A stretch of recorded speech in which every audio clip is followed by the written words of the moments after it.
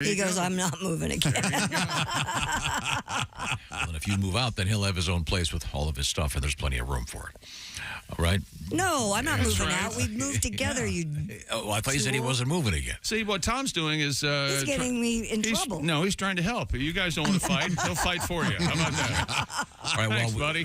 It was a big weekend in the world of the NFL. Boy, was it. And crazy good stuff going on, man. Some very exciting games. Unbelievable. Give us a play-by-play. Excuse me. Well, first on Saturday, man, oh man, the Packers almost did it, but they did not. San Francisco wins 24-21 on Saturday night out there in San Francisco during a rainstorm where we all decided that Brock Purdy's hands are too small for a wet ball, which is interesting moving forward, but we'll talk about that later. And Baltimore pounds the Houston Texans. It was 10-10 at half, but then Baltimore goes on to win 34-10. And then yesterday, oh, my goodness, Jared Goff threw 2 touchdown passes, and the Lions beat Tampa Bay 31-23 in a divisional round playoff game. That's right. You heard me. The Detroit Lions are in the NFC Championship game. Boy, and if you didn't watch the intro to that Lions game where Jeff Daniels did a video, like a 2.5-minute video of Lions fans, and you just didn't sob your little heart out sitting there with your dogs, it was really something. Cool. It was really, really cool. And then yesterday afternoon into the evening started at 6:30 Eastern. The Kelsey brothers and Taylor Swift took their traveling show to Buffalo, and the Chiefs once again break the heart of Western New York, beating the Bills 27-24, and the Bills are again haunted by wide right. And Bills miss a field goal to tie it late. And when I saw that Buffalo was leading there for a while, I went, all right, the NFL's making some calls to the officials. Is that right? Going, hey, the Taylor Swift show is not over. You have to. She was there with Mama and Daddy Kelsey and Big Brother Kelsey up in one of the suites. With his shirt off. He had his shirt off from the get-go. Oh, really? Jason was up in the suite. He carried a little girl over, a little Bills fan, obviously a little Bills fan, over to meet Taylor. He'd hop down into the crowd and go get a little girl. It was just a heartwarming weekend for the McGee household. That's fun. It was really something. Travis on his first touchdown did the heart thing that all the Swifties do. I went, Harder and women all over the country lost their mind. Well, that's nice. Or you did what I did. Let's not lose sight of the fact that Travis Kelce and Taylor Swift aren't dating. They're not dating. Anyways. And now the big rumor is it's starting. Jason Kelce has not, I don't think, what do they say? He hasn't filed his papers with the league yet. But apparently the older brother has decided to retire. The big rumor is, especially if the Chiefs win the Super Bowl, that Travis will retire at the end of the season, marry Taylor, and ride off into the sunset. That is the big rumor out there right now. People are going wild. But if they're not dating, how are they going to get married? Yep. Can you bet on that? That's the question. I don't know. But what if that all comes true? Let's put a marker on this, Babaloo Gots. Now, speaking of it betting, would be such a romantic story. She'd have a Steven whole Singer's new going to album. save $1 million. All right. we'll see. Now, do you want to review the shoe-in? 2-2 on the shoe. I thought I was in big trouble because I thought for sure the Texans would give Baltimore a little bit more to handle on Saturday. But at half it was 10-10. But then Lamar Jackson decided, I'm really fast. And they decided to win the game. But, the Packers helped me out. And then the Lions cover yesterday. So 2-2 on the weekend. So there you go. So the big weekend is this one coming up now. AFC, NFC divisional playoff games. That's right. And on the Sunday. season, you are 93-79 on the season against the spread. Against the spread, and not too shabby for the kid who was 15 to 20 games. You know, when it turned around, I started picking every game, and I went wild. So 3:00 Eastern on Sunday. The Ravens host the Chiefs, and then in the NFC Championship game, Sunday night, 6:30 Eastern, 3:30 out there in Santa Clara, the 49ers hosting the Detroit Lions. And the spread is up, and it looks like this. Lions getting 7. in San Francisco. Man, that's some sweet action. And the Ravens giving 3 in the hook to the Chiefs in Baltimore. Those are, man, it might be a taken weekend. Those are, I don't know how they stop Patrick Mahomes, but the Ravens have an amazing defense. Led the leagues in sacks and yardage. And well, it's got to be Detroit all the way now. Why not? Oh, wouldn't that be amazing? That'd be unbelievable. Detroit and San Francisco, and if San Francisco, San Francisco's not going to beat Detroit. I'm going to say it right now. Yeah, they're not. There's no way. Detroit is the team of destiny, Tom. Well, we'll see. It's going to be Detroit and Kansas City in the Super Bowl. Are you ready to put your money down? Yeah, I'll put my money down with you. I mean, are these the official picks? Well, a little early. You got Let's lean. I'm leaning. There you go. It's early. Okay, now, coming up, we have more sporting news. Sure. We got all kinds of stuff. We got the Bills fans setting new heights in tailgating. Yes, the guy caught on fire. Whoa. No. Now that's a football fan. Woo. He did the table break and caught his ass on fire. See, but if you set the table on fire first, sure, and then you break the table, you land in the fire. You run that risk. Yes, of course. Yeah. We had an interesting incident at a college basketball game over the weekend, and a guy in a wheelchair. We'll talk about it. Okay. All coming up. All right. And a world record about hugging. I'm anti-hugging. Everybody keep You are? Yeah. All right. Everybody keep your You don't hands to like yourself. to hug? I don't like to hug. These things are all I think happening. maybe you need a hug. There's like 6 people I'll hug, and that's about it. And that's high. Okay? Keep your hands to yourself. What about when you're sober? 2024. Oh, I'll hug anybody if I'm drunk. Oh yeah. Now, I want to read a letter here. We got a nice letter. This is, it says, please excuse the typos. This is from Robert. He goes, I'm a long-haul trucker, and I am currently a big fan of HelloFresh. I'm picking up a haul of HelloFresh food, and these folks are awesome. Keep up the good work, he says. That's nice. Is he cooking on the manifold? Well, no, he's hauling HelloFresh for us. What is HelloFresh? Well, say hello to a delicious year at HelloFresh.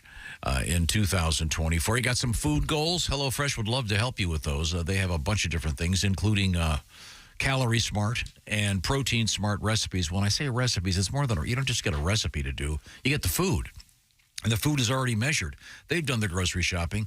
They've got it all laid out, so you've got packets of the right spices. You've got a little bit of this and a little bit of that. So there's a lot less food waste. All you've got is just what you need, and that's important from HelloFresh. Christy, what are you working on over there? Actually, Ace got the HelloFresh kit this week. I decided to give it a try. All right, thank you, I Ace. don't normally follow recipes very well, but it was simple. I made the spicy maple chicken with sweet mashed potatoes and green beans. Nice. No problem, huh? Less than 10 minutes to prep. In half hour, I was eating good. All right. Good. Well, if anyone knows good eating, it's Ace. Well, thank you, Ace. HelloFresh wants to help you with good eating. They've got more than 40 choices every week. Like I said, they do the shopping. They do the measuring. You just put it together. Ace did it and enjoyed it very much. So when you join HelloFresh, by the way, they got a new thing going, free breakfast for life while your subscription is active. A delicious breakfast in each box forever, as long as you keep that subscription active. So what you do is you go to HelloFresh.com/BT Show free. And once again, one breakfast item per box while your subscription is active. And just remember that code, BT Show free, when you go to HelloFresh.com/BT Show free. Have a good 2024 food-wise with HelloFresh. HelloFresh.com/BT Show free. Coming up in the news, we've got the new space toilet has been installed. Good news from NASA. Also, we have a couple of important birthdays today. We'll be getting to that, of course, later on. And other delights in the news, including Madonna getting sued for starting a concert late. And, hey, you can't keep collecting Social Security and retirement while keeping the body. Just so you know, we'll cover that coming up. This is the Bob and Tom Show. Bob and Tom 20.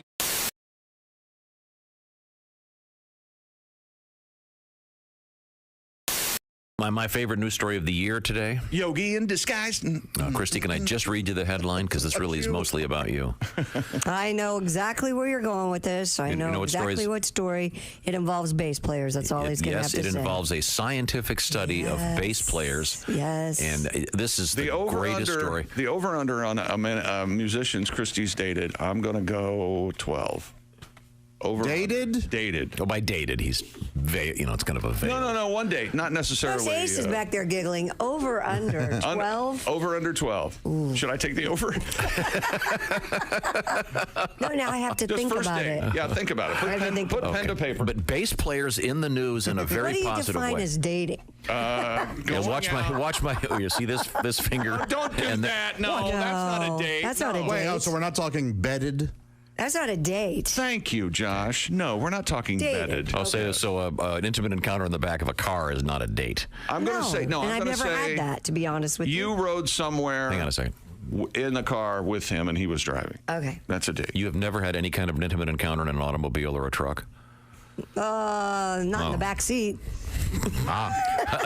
Your Honor, I rest my case. And under the categories are defense, potpourri. The defense rests. Potpourri. I'd like to call Mrs. Christy Roadhead Lee to the stand, please. No. You can do more in the front seat than that. Potables, famous American. Once again, truck bed sex. I rest my case. Just in case you were wondering, Cool Whip is winning. Cool Whip is winning over Ready Whip in our survey. It's 31%. Unbelievable. 31% Ready Whip and 69%. Yeah! Nobody else votes. The voting is done. You see, baby. All right. We understand. We understand where everyone's body parts are. Thank you very much. That's sitting or standing or You're lying. the yin, I'm the yang. Now take my big fang, put it right. All right, we got it. Police in Athol, Massachusetts. I'm sorry. Where? Excuse me, we had to beep you there. Athol. Spell it. Athol. That's a thole. It's Athol. Isn't their sports team the Flames? Oh, no, they're the Flaming Athols. Oh my God. Well, at least Is that actually? I need. What proof. do you mean? I need proof that that's a town. It is not it's the majors. Thank you. The Major Athols. Oh, wait a second, I'm looking. Police this up. in Athol, Massachusetts have named a new canine police dog after New England Patriots tight end Rob Gronkowski. Oh my God, it's a real place, Christy. Population 11,584. That's a pretty big size. Nice size town. Yeah. That's a big Ethel. Speaking of big Athols, That sounds to me like let's get back to the sports desk. Welcome back to the Bob and Tom Show. We're live in the Napa Auto Parts Studios. He's itching to get out of here. It's Chick McGee about to go on vacation. Christy Lee is right next to me. The guy doing the clapping is Josh Arnold. It's the Bob and Tom dance. I'm glad that we're back. I just suffered through 6 minutes of Josh and Christy shopping for candles. No, we weren't. Not You quite. weren't even paying attention. Yes, and then Josh goes, "I've got a coupon." No, we were looking for an avocado tool. Yes. You tool. And you know what? Oh, I'm Yes. I we do did. have a coupon, and what's wrong with that? He goes, I'm going to go to Bed Bath & Beyond today because I have a coupon. And he'll get a coupon. He'll I'm gonna get candles and an avocado tool. Yep. What are the A pennant, a T-shirt. What kind of candle are you getting? What flavor candle are you looking for? I like pumpkin. That's right. Oh, now's a good time for that. Yeah. Good time of year. I'd object, but I happen to have Do you a ever go into pumpkin a candle myself, so end of my objection. You ever go into a store and pick up something and you don't really look at the price and you take it up to the register and they go $101.98 and you go, what? I did that. $101.98? I bought 2 candles. You know those 2 little wooden candles I have on the kitchen? Yes. Those are $50 a piece. No kid. I mean, I couldn't believe That's why off the air I asked Christy, why are candles $95? Yeah. And I said, what? Because people are stupid enough to And pay it. being a media darling, I couldn't say, well, I just need to put this back. Yeah. I'd rather not pay $50 for a candle. But I said, I'd wipe my butt with 20s. I don't care. Boy, Now, was it an anatomically correct phallic candle of some sort? Yes, I could use it to aid my masturbation. That's right. Oh. I should probably use something help from the instead of- Liberace. Christy, to answer your question, What was my question? when you guys were talking about avocados, you asked if there was an avocado vodka. 10 best avocado drink alcohol recipes. There are, yes, you can something make called drinks with avocado. I'm sorry, what? Avocado too, Tom. No. I think Chick does also. Avocado. That's a Russian bluegrass band. Now it's avocado. Avocado, Uvacock, we've all That's a got. Genesis song, isn't it?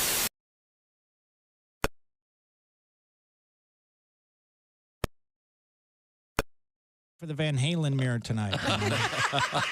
When father dies, life will be strange. When grandfather dies, my whole world will change. When grandfather dies, I'll scream and I'll yell, 'cause I'll be rich as hell. And then I figured I didn't need to write anymore. All right, welcome back to the Bob and Tom Show. Keep up with the Kelsey brothers. I might take my shirt off later and do a shot out of a bowling ball. All right. Nice. So that's I got that going for me. Yeah, a big NFL weekend and another one coming up. Chiefs win. Let's see. Lions win yesterday, and then Saturday, Baltimore wins, and San Francisco wins just barely on Saturday night, beating the Packers. And we'll be getting to the shoe of the week, of course, and we'll talk to one of our previous winners of our big NFL competition coming up this weekend to pick against Chick McGee. And then I'll have to find someone to do our Super Bowl pick with, perhaps review many of our previous winners and decide which one is the most savvy. Several of them got all the games in any given weekend, so we'll do a little homework on that. But right now we get back to the sports page with Chick McGee. As Tom and I were talking off the air, I really don't understand how television ratings work anymore. They still just give you a number, but they don't. For me, it's confusing as what the number's based on. I know how many people watch the show, but is it on broadcast television? Is it on platforms? Is it an app? Is it in your car waiting for someone at the dentist? I don't know. But anyway, this was released from Fox yesterday morning. And, of course, the ratings for Sunday's NFL games are going to be equally crazy high.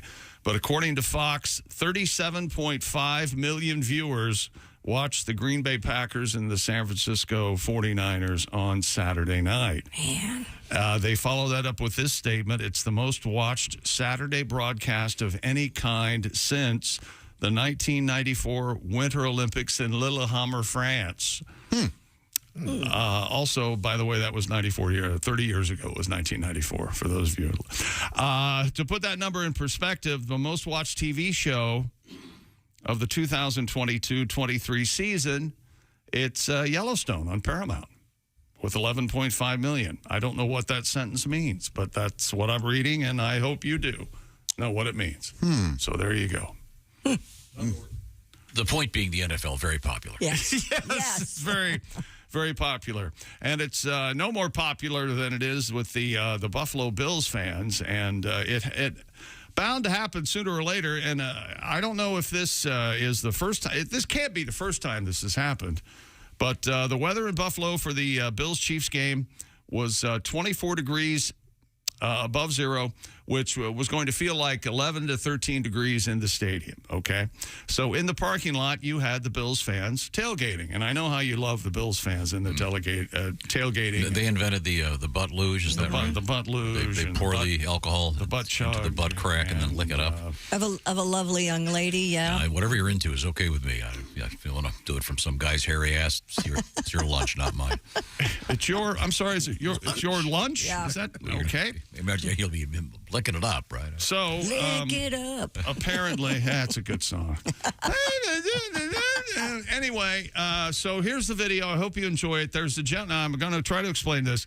There's a gentleman standing on his pickup truck with his friend over his shoulders. Standing up on the pickup truck. Right. Okay? Below them is a table, and the table is on fire. Yep. Sure is. And if you would roll that, Babalu Gots, there he goes. Breaks the table. And then, as you'll see, yes, he's on fire. Totally on fire.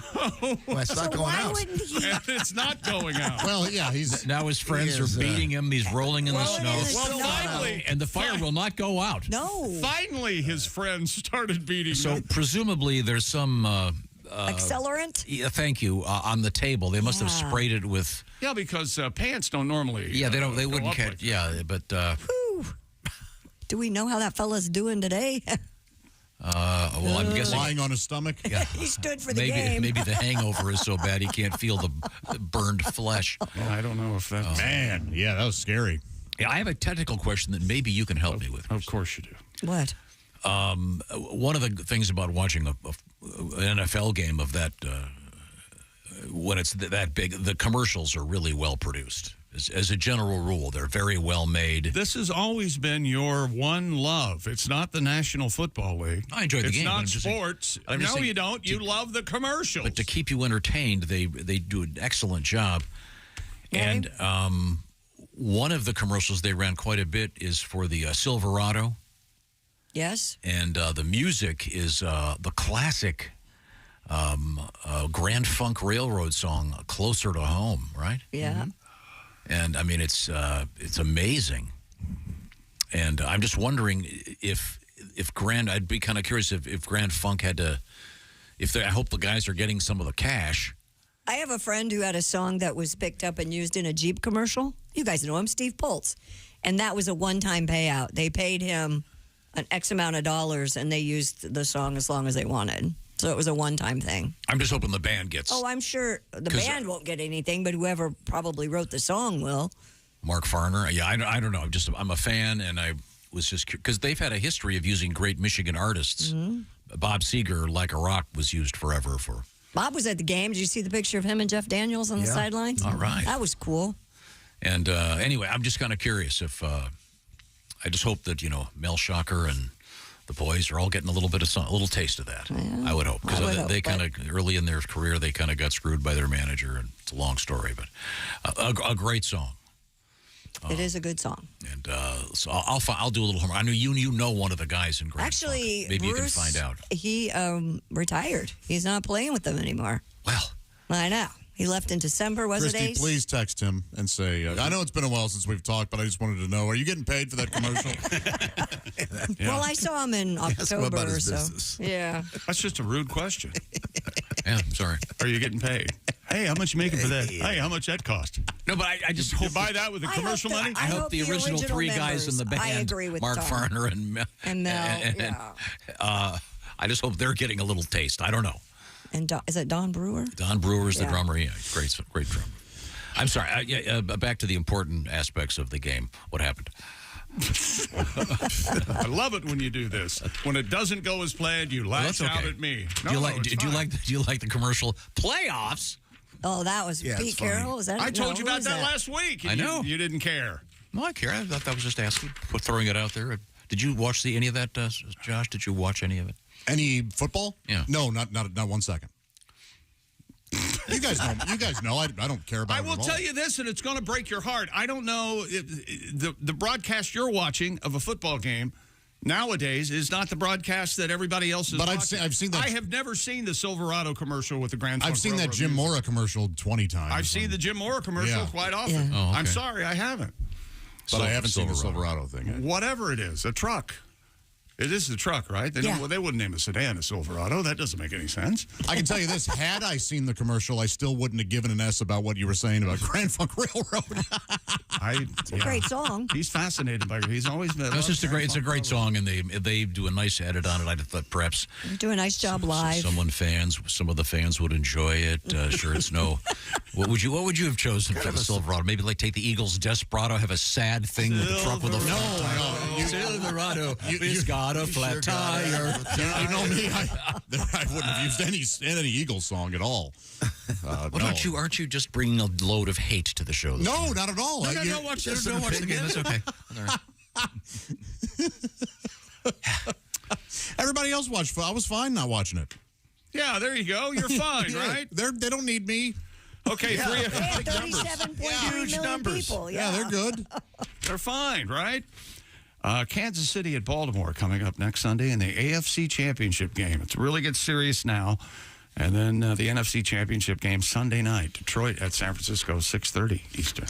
And I hope for you Niners fans, Brock Purdy does not have to throw a wet ball because his little baby hands, they do not do very well with a wet ball. He tried 2 different sets of gloves that I saw, and he was just beside himself.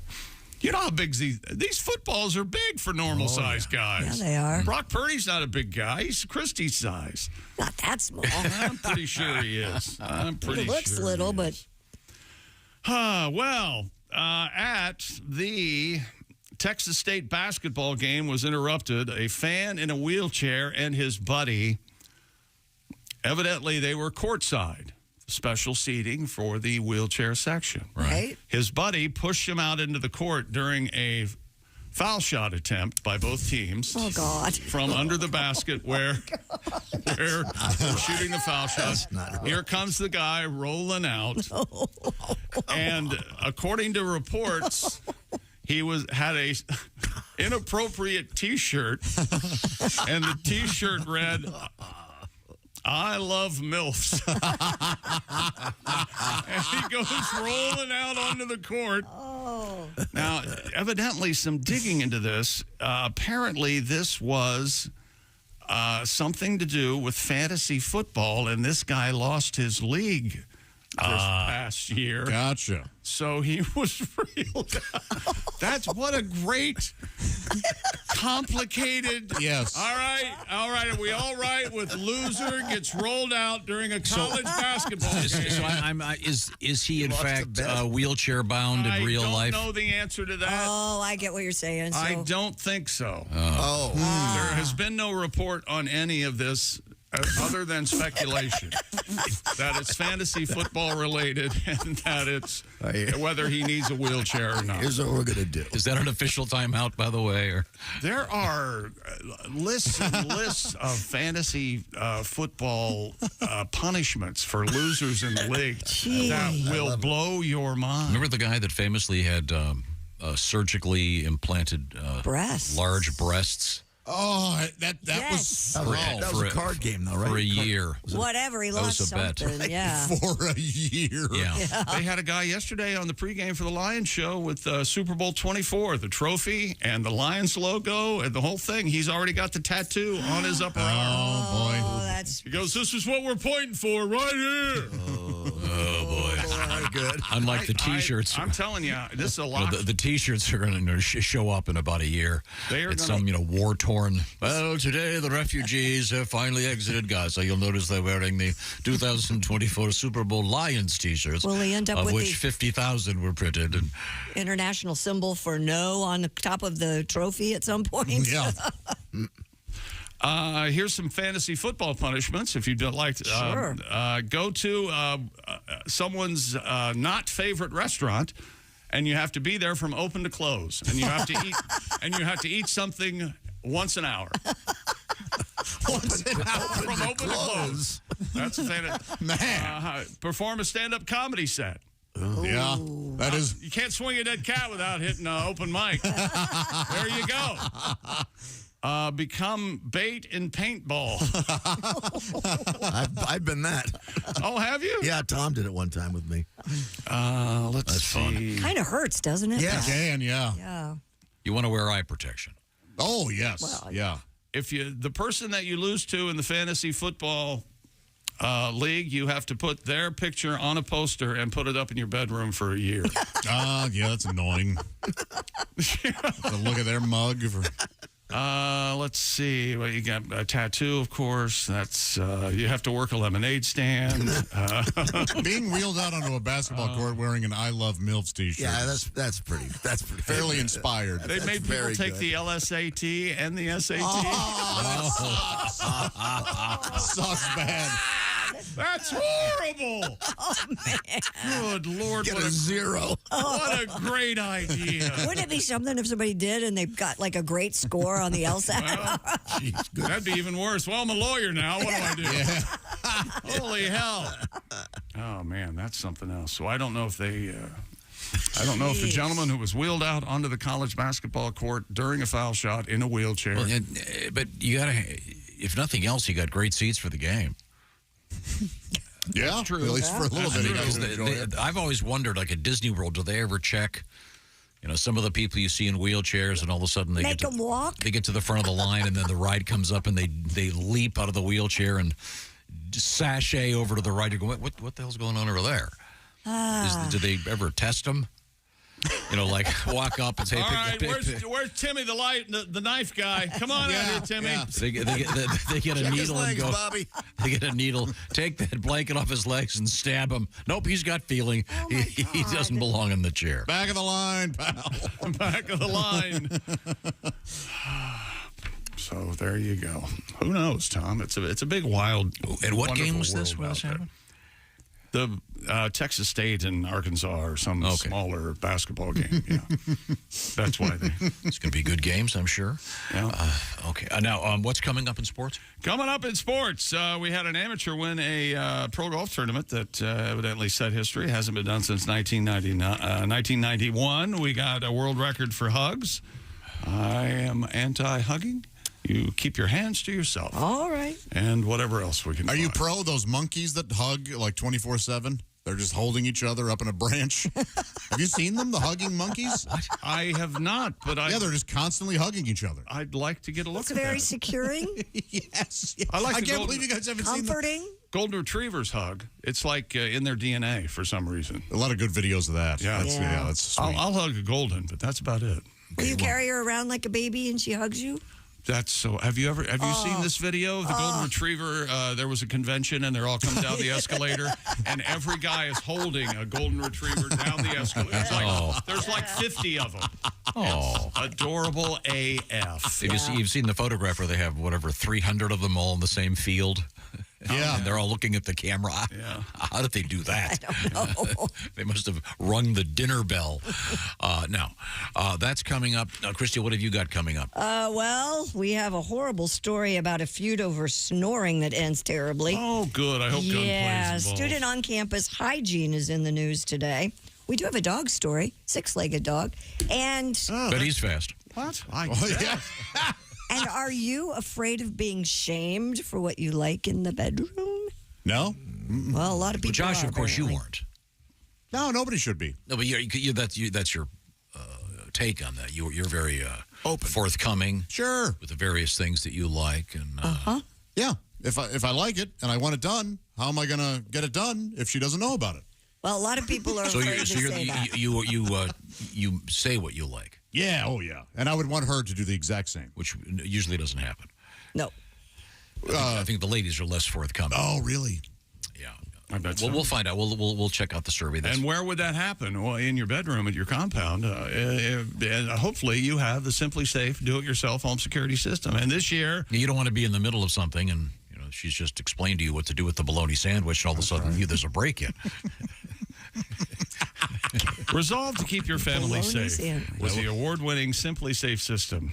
Best home security of 23 by U.S. News World Report. Simply Safe comprehensive protection for the whole family. Advanced sensors detect break-ins, fires, floods. It's powered by 24/7 professional monitoring costing less than $1 a day, half the price of traditional home security. And Simply Safe prioritizes your privacy. Their indoor security cameras are the only ones on the market. Physical privacy shutters to ensure your privacy 24/7. Try Simply Safe for 60 days risk-free. If you don't love it, return your system for a full refund. Keep your home and family safer than ever in the new year. And Bob and Tom Show listeners, we got a deal for you. Save 20% on your new system with the Fast Protect plan by visiting simplysafetom.com. Customize your system in just minutes at simplysafetom.com. Remember, there's no safe like Simply Safe. Read the reviews. They're the best. When we come back, we also have, I think, a song from Mr. Godwin. Oh, nice. Of some importance. And that reminds me that Pat Godwin is going to be doing a special show Saturday, February 10th Evansville, Indiana, with Mr. Is you and Mr. Oskey? Chef Oskey. Well, that'll be great. That'll be a cool show. And I know that always sells out. So Pat Coslett's Simplicity Furniture Shop is the place to get those tickets if you are in Evansville. When we come back, we can get a song out of you, Pat. This is the Bob and Tom Show. Thanks for listening to the Bob and Tom Show this morning.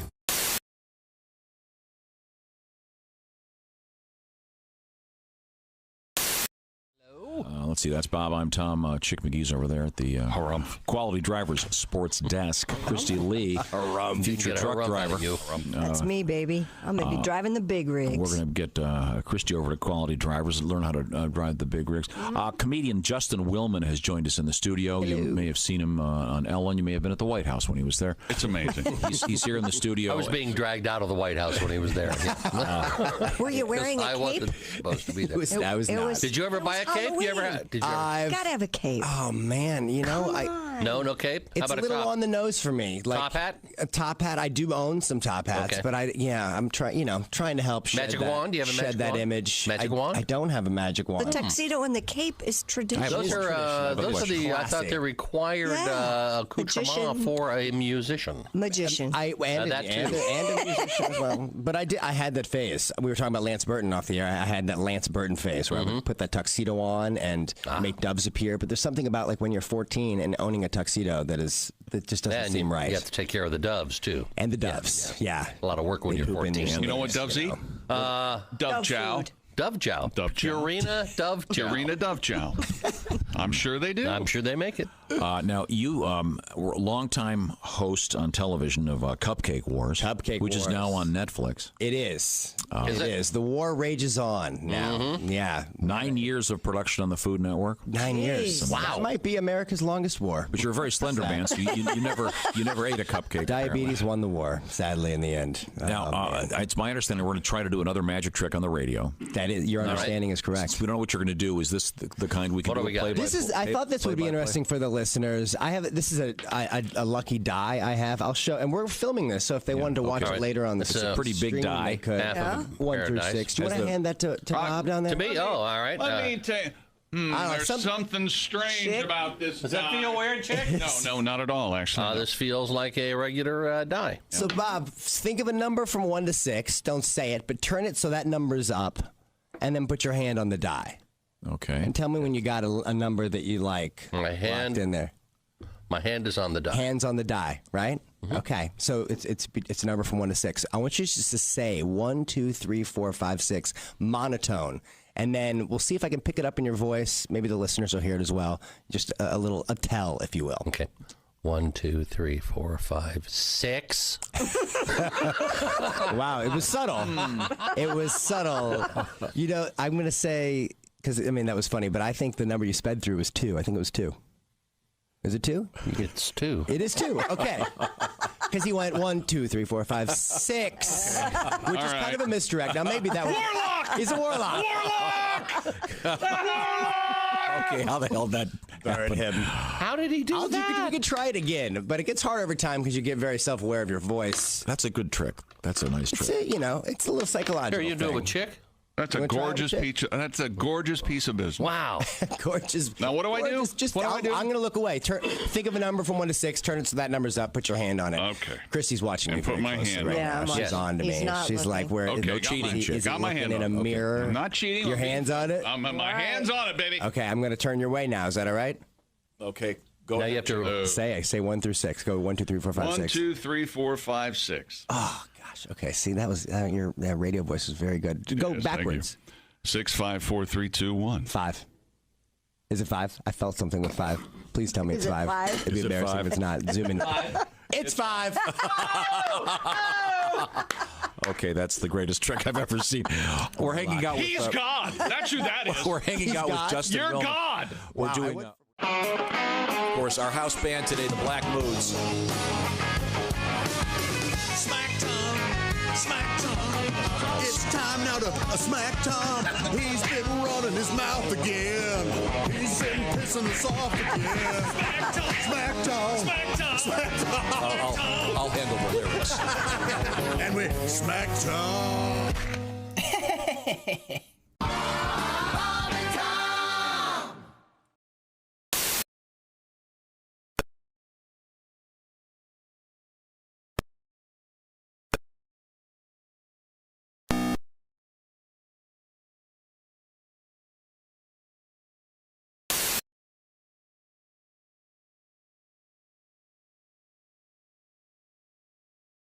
connected. So go ahead and ask Christopher Walken anything. All right, what's your new project, Christopher? Frankenstein never scared me.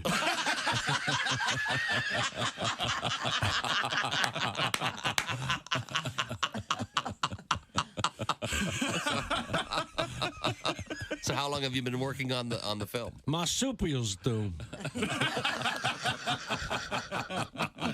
And when's its release date? Because they're fast. They are fast. They are. Bob and Tom 24/7. Comedian Greg Warren, former state champion wrestler. You're the son of a wrestling coach. Now, I assume your dad was also your wrestling coach. Is that correct? Yes, he was. He was a high school wrestling coach. So I wrestled, and my mom was into music, so I played the clarinet in the band, which they made fun of me, especially the guys on the wrestling team, especially my best friend, Huey Baker. He was a black guy. Mm-hmm. He's one of those guys that would just get a hold of something and never shut up. And like, look at Greg, man. Greg played a flute. It's a clarinet, Huey. It's a flute, Greg. You a flute man. Look at little flute man, Greg. Flute your flute, Greg. Little flute man, Greg. He'll be on the bus going to a match. He'll be real quiet, and all of a sudden you hear, hop, 2, 3, 4, what the hell we fighting for? Flute man. It's embarrassing when you're out there wrestling and you hear, hit him with your flute, Greg. Why do you have to get drunk to be an ass? Why do you have to get tight before you get loose? Why do you need a double before you get into trouble? Can't you get into trouble without an excuse?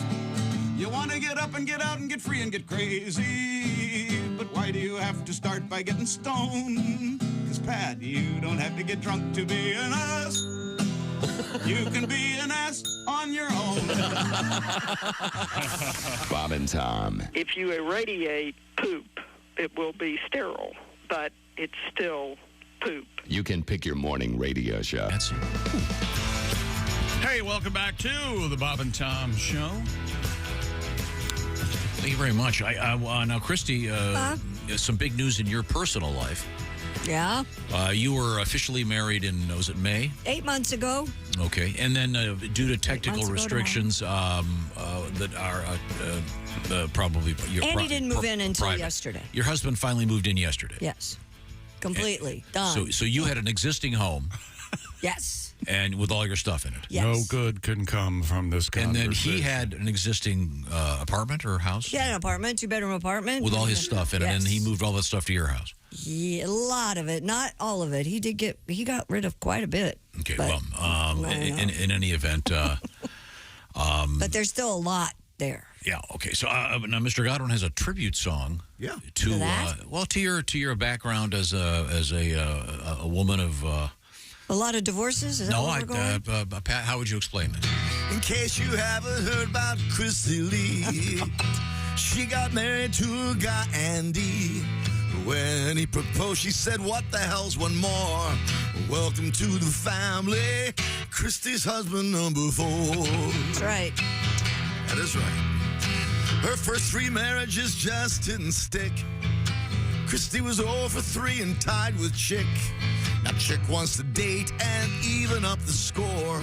Who will win the title? Let's do it. Chick's ex-wife number 4. They say half of marriages will end in divorce. That number seems too low. I need to find out the source. Our show's 9 for 9, including my 2, of course. Even Tom and we all know he's hung like a horse. Forget the odds. We wish you both the best. We know your love is gonna pass the test, but just in case it doesn't and your marriage takes a dive, may we suggest Josh Arnold for your husband number 5. Hey, girl. I'm your husband number 5. Oh, that's very nice. Thank you very much. Congratulations, Christy. It's fun. It is fun. It's exciting. Yeah. It's fun. Together. And work. Yeah. But now, you got this. Have you had a discussion about what to do with all the extra stuff? Well, yes. Let's just leave it at that. Okay, yes, so sensitive point. How about this? No. Let me. He's got a whole room, so he can. What about his wolf head rocker recliner? Yes. What about that? Where's he going to put that? What about the Green Bay Packer memorabilia poster that's probably as big as that window right there? That stays. Very nice. Oh my God. He brought that in. I go, the list where's that going to go? Stays. There should be a special store that is just more of a museum where when guys move in, they have to take all their great. I had a 48-star flag that had been hanging above the city hall in Hoboken, New Jersey. Here we go. Yeah. I mean, it was wow. That's huge. even a weird sentence for you. I know what you just said. No, it's true. And it was God. It had to be like 20 feet by 12 feet. It was huge. Okay. And I had it with me for quite a long time. And Did you hang it up? Oh, it covered one of my walls. Okay. Wow. For years, I had it. I mean, I had it. Oh God, from like I would say 15 plus years. Okay. You had a cool like spool table at the old place. Yeah, that's gone. Oh yeah, and I love that. One of those, one of those older. But all that stuff you did, and I'm not. Table. Yeah, like It's not in college anymore. But that's the problem. There should be a store where men could go where you can at least have one room that you furnish as if you're in college. Spool tables are construction trash. Yeah. I loved it. I think it's cool too, but I can see why it was wood. You didn't feel bad about putting some. Hey, it's going to leave. It's going to leave a ring. So what? Right. Very rustic. Did you have the concrete block TV stand as well? I did not have the I never liked the concrete block thing. But I'm just saying, there are certain things that you just sort of have that you like that. And I feel really bad because he does, obviously, it's his life. He's brought all this stuff in, and we have no space. Our house is too small. Too small. So do you have how many garages do you have? We have one detached garage, and right now the garage attached to the house is used as a family room, but we're going to change that back into a garage, I think. Oh, I think that's easier than changing a garage into a family room. Yes. Turning a room into a garage. Yeah. Got it. Done. Yeah.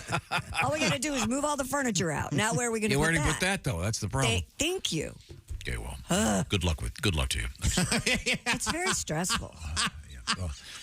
Now, we can return to the sports page. So what happened to your flag? Huh? Yeah, what happened to the flag? You never said. Hopefully it has a happy Didn't you ending. just fold it up and put it in a box somewhere and keep it? I wish. No, it somehow exited my life. What? Now, see, I would never do that. I would never make his stuff go away. I would never touch it. There's a whole, almost a decade of my life that got tossed by someone. Oh, that makes me sad. Every photograph, every letter. What? Oh, yeah. It's great. Oh, it's great. Very thoughtful. Man, now I feel bad we brought this up. I brought it up. It's my fault. Well, now we can move forward here with return to the sports desk with Chick McGee. In case you missed it, he'd been living in a cave or on Mars. Travis Kelce caught 2 touchdown passes, and the Kansas City Chiefs advanced to their 6th straight AFC Championship game. A 27-24 win over Buffalo in Orchard Park yesterday. Isaiah Pacheco scored the go-ahead touchdown on a 4-yard run 40 seconds into the fourth quarter. The Chiefs clinched the win by running out the clock after Buffalo's Tyler Bass missed a 44-yard field goal attempt wide right with 1:43 remaining. Yes, you're right. Buffalo has to deal with the term wide right again. The defending Super Bowl champ Chiefs move on to face the Baltimore Ravens next Sunday. Now, you highlight Eastern in Baltimore. I'm sorry, I didn't mean to interrupt. You highlighted a fan in Buffalo. Buffalo Bills fans legendary for their tailgating. This guy, they apparently set this table on fire. The big thing is they like to break tables in half. Man. The one I saw was a baby was born. They put, of course, a little Buffalo Bills jersey in the bassinet or the baby bed with him. But then they also had a tiny little makeshift styrofoam table.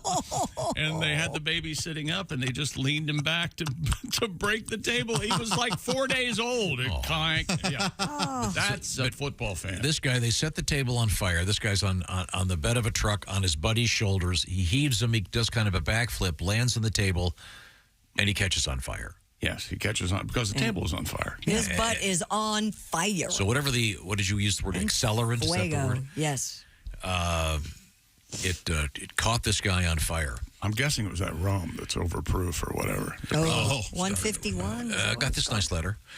Dear Bob and Tom Show, while in college, my roommate was lighting his flatulence, and he set his blue jean shorts on fire. They burned a lot of the hair off of his legs. By the way, he's now a surgeon in South Carolina. Oh, cool. Wow. Well, thank you. I'm glad to know that he's experienced that. And if he ever has to cauterize anything, he can dig his ass. Now, what's coming up? I know what a lot of you are thinking. Chick, you and Tom don't seem to get along. Are you friends? Are you not? Are you friends? What would you do if you guys weren't on a radio show together? Well, to answer that question, I'll share some audio that's become very popular. No one can figure it out. It's from like 10 years ago. But it's if Tom and I were broadcasting an NBA game together. Is what this audio will sound like. And the similarities will not be lost on any of you. We'll look forward to that. This is the Bob and Tom Show. Got something to say? Send us an email, bobandtom@bobandtom.com. This is the Bob and Tom Show.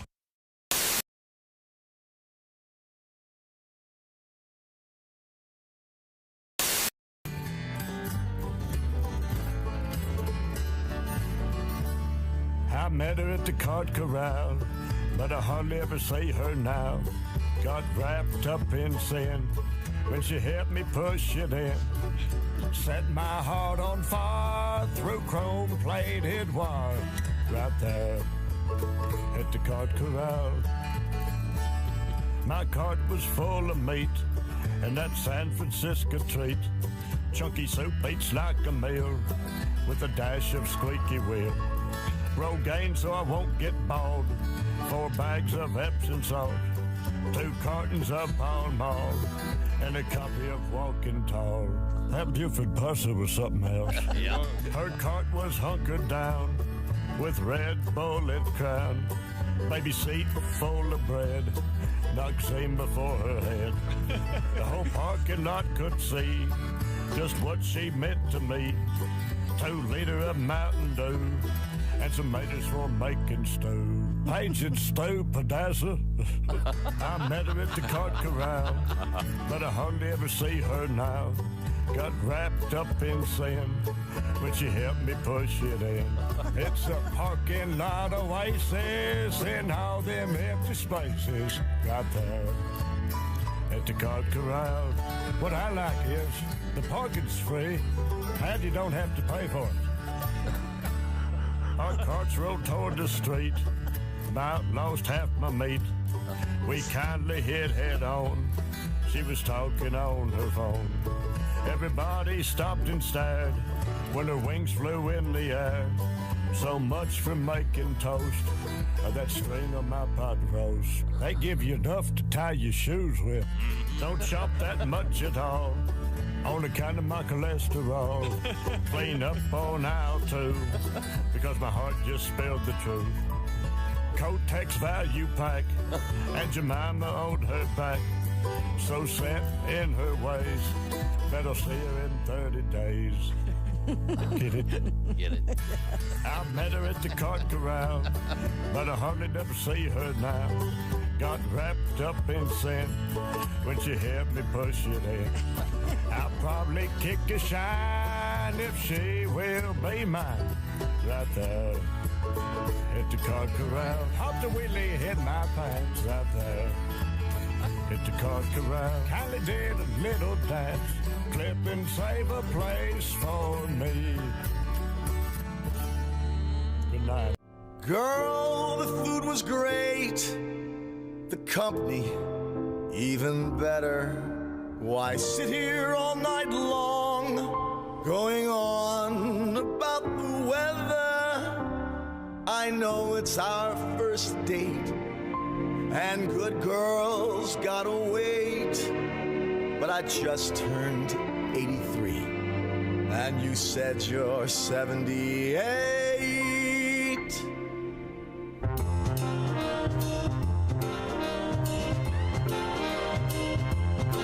The moon is full, you know what I'm thinking. Let's make love. We're old and we're shrinking. The hour's late. Let's just do it on our first date.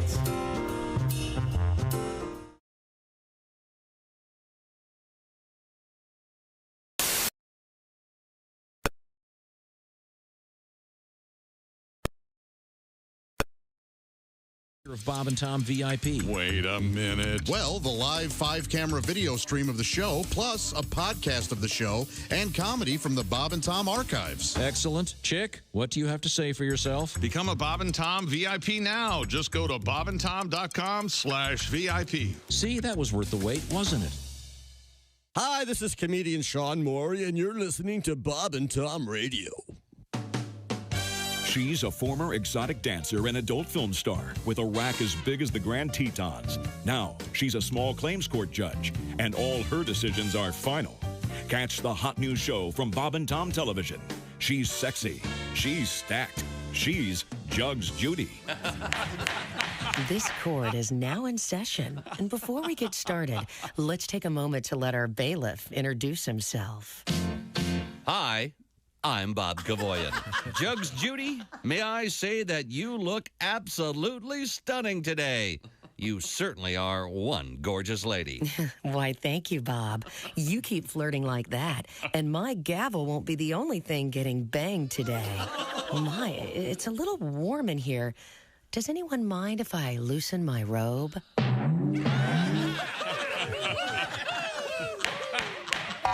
Your Honor, that's what I call Exhibit Double D.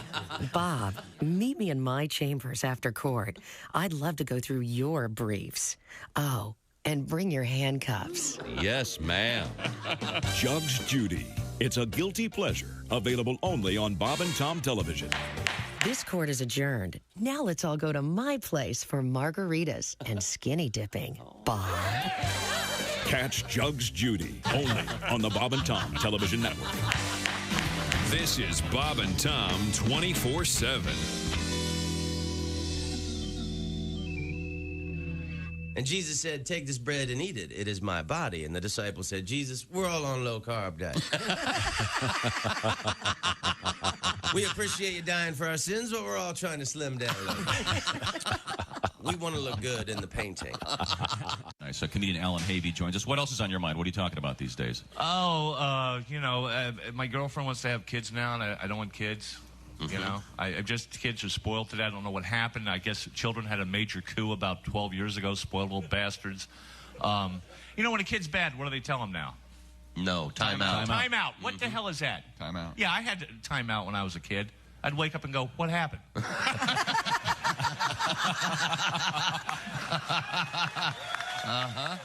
You know you're too high when you're eating cereal naked and your girlfriend tells you to put some clothes on. You realize it's not your girlfriend. It's just a woman on a bus. That's how you know you're too high.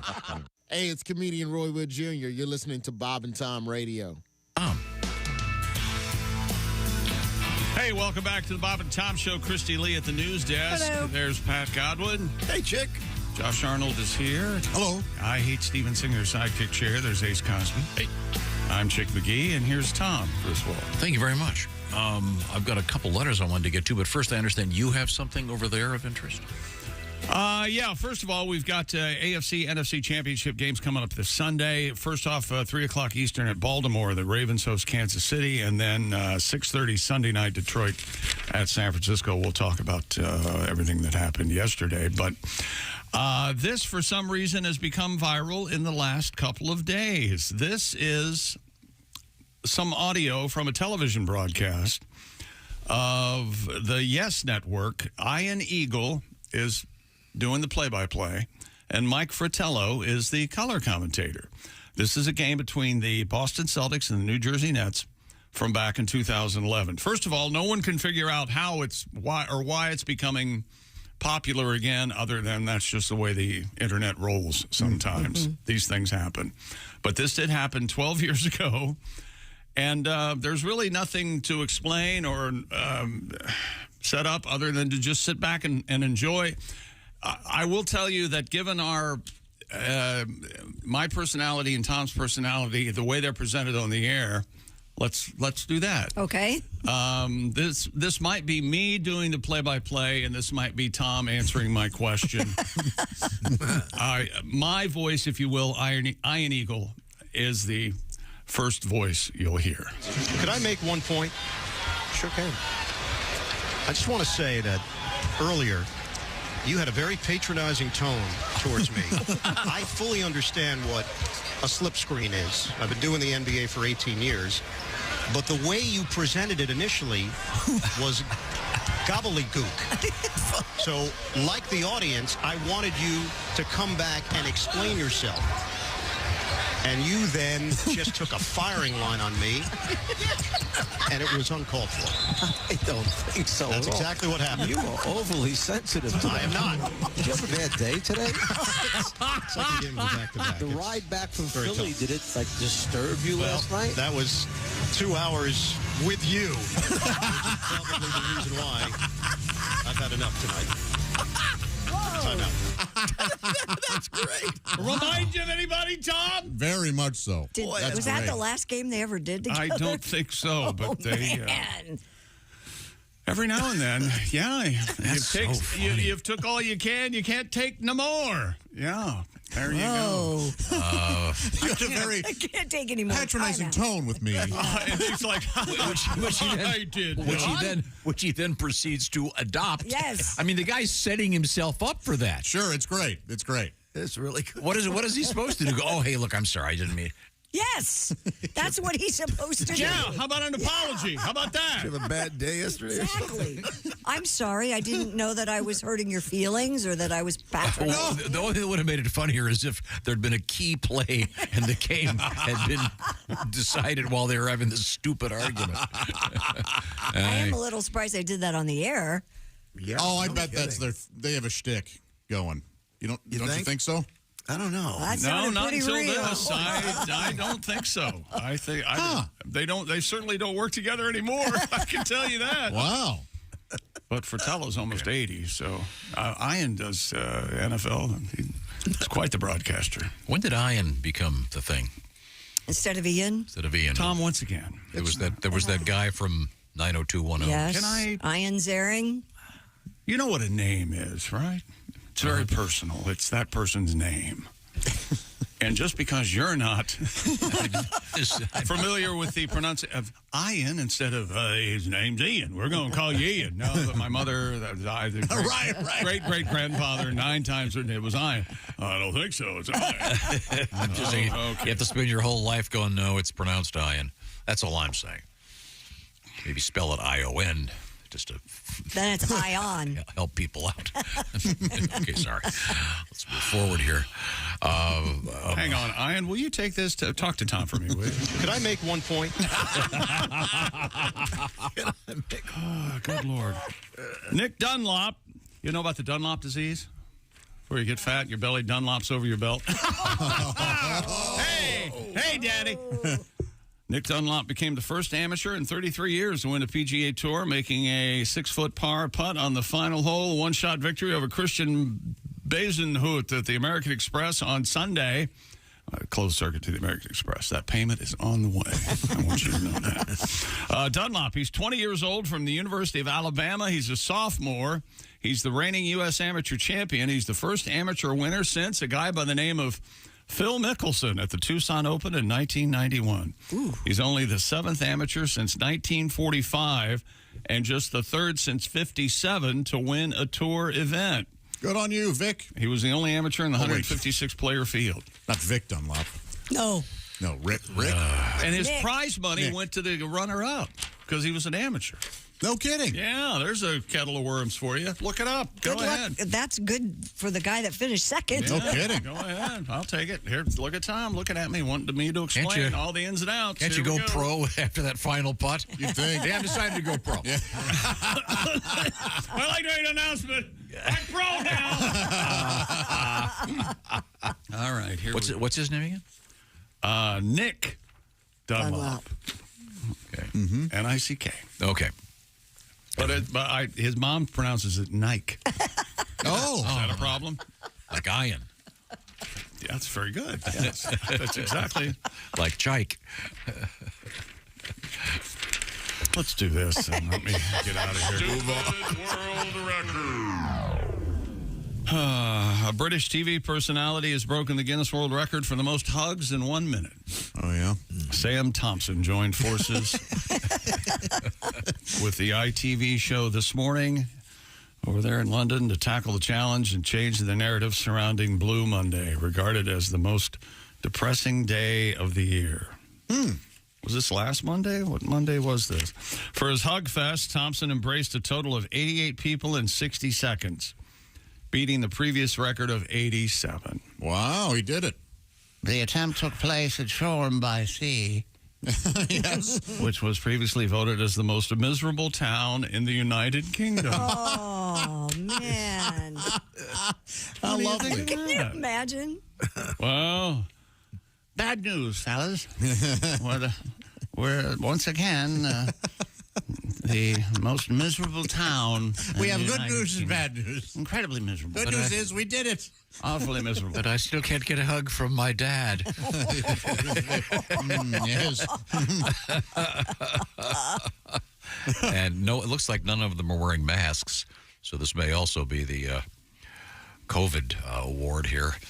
What is it, 4 years ago? What were you wearing a mask? There's more people dying. That's not a thing. Okay. All right. What about polio? Are you a hugger? Yeah, you know I'm a hugger. I'm a hugger. Yeah. Absolutely. No, I'm not a hugger. Stay away from me. Man, I've hugged you a lot. I apologize. I didn't know you weren't a hugger. Well, I let it slide with you because I know you're a little dim. So.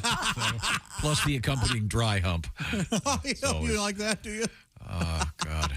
So these really aren't hugs. They're just kind of slamming into someone for a microsecond. Yeah. Okay. Well, congratulations. Do you think it helped in the most dreariest place on earth? What did they called it? Miserable. Miserable. Looks like a nice spot. Looks like a nice bunch of folks. What's coming up next? Christy in the news. And what's coming up, Christy? Well, we have space toilets in the news. We have a really sweet little doggy story. Saved his owner's life. Yes. A lot of suction going on in the space toilet. I bet. They need a lot of suction. Of course there would be. Yeah, there's no gravity, right? You don't want to have to poop up. Hang on. Ian, can you help me here? Could I make one point? I'm just saying, Ian, if your ass is facing north, if you don't have any suction, you got a very, very unpleasant warm feeling on the surface of your buttocks. Hey, the New Year's here. You guys know that. Yeah, I did. The Bob and Tom Show we know that audio accompaniment in this new year is crucial. That's why Raycon wireless earbuds will be even more indispensable in 2024. Doesn't Ian want to make a point about the earbuds? Premium audio at the Could I make one point? Are you helping right now or hurting? Premium audio at the perfect price point. You've got to go with Raycon. Everyday earbuds look, feel, and sound better than ever with optimized gel tips for the perfect in-ear fit. The earbuds are so comfortable, they will not budge, and they fit every ear ever made in 8 hours of playtime, 32 hours of battery life. And Raycons are priced just right. Quality audio at about half the price of other premium audio brands. Plus, Raycons have customizable sound features and awareness modes. And go to buyraycon.com/Tom today to get 15% off your Raycon order. That's buyraycon.com/Tom to score 15% off Raycon products. That's buyraycon.com/Tom. Can I give you a hint here? Can you ask Ian to do my intro for me? What's your intro? Go ahead. Could I make one point? Oh, thank you, Ian. If you're going on maybe a little vacation for President's Day, what you want to do is today order a pair of those earbuds for yourself, or those full-size headphones that I got for my girls before their trip. Oh, they're quiet. Shuts them down, doesn't it? Yeah, they're having a good time educating themselves or playing video games or watching a movie. Thank you, Raycon. You made that vacation travel so much easier. Get that done right now. Buy Raycon. That's right. I totally want to endorse them. Now, also coming up, we have 3 different dog stories. One a rescue, and one kind of rescuing a doggy. Yep. But they're really sweet. And then a bizarre story about Winston Churchill. It coming up in contemporary news, of all things. This is the Bob and Tom Show. Essential Morning Radio. All day.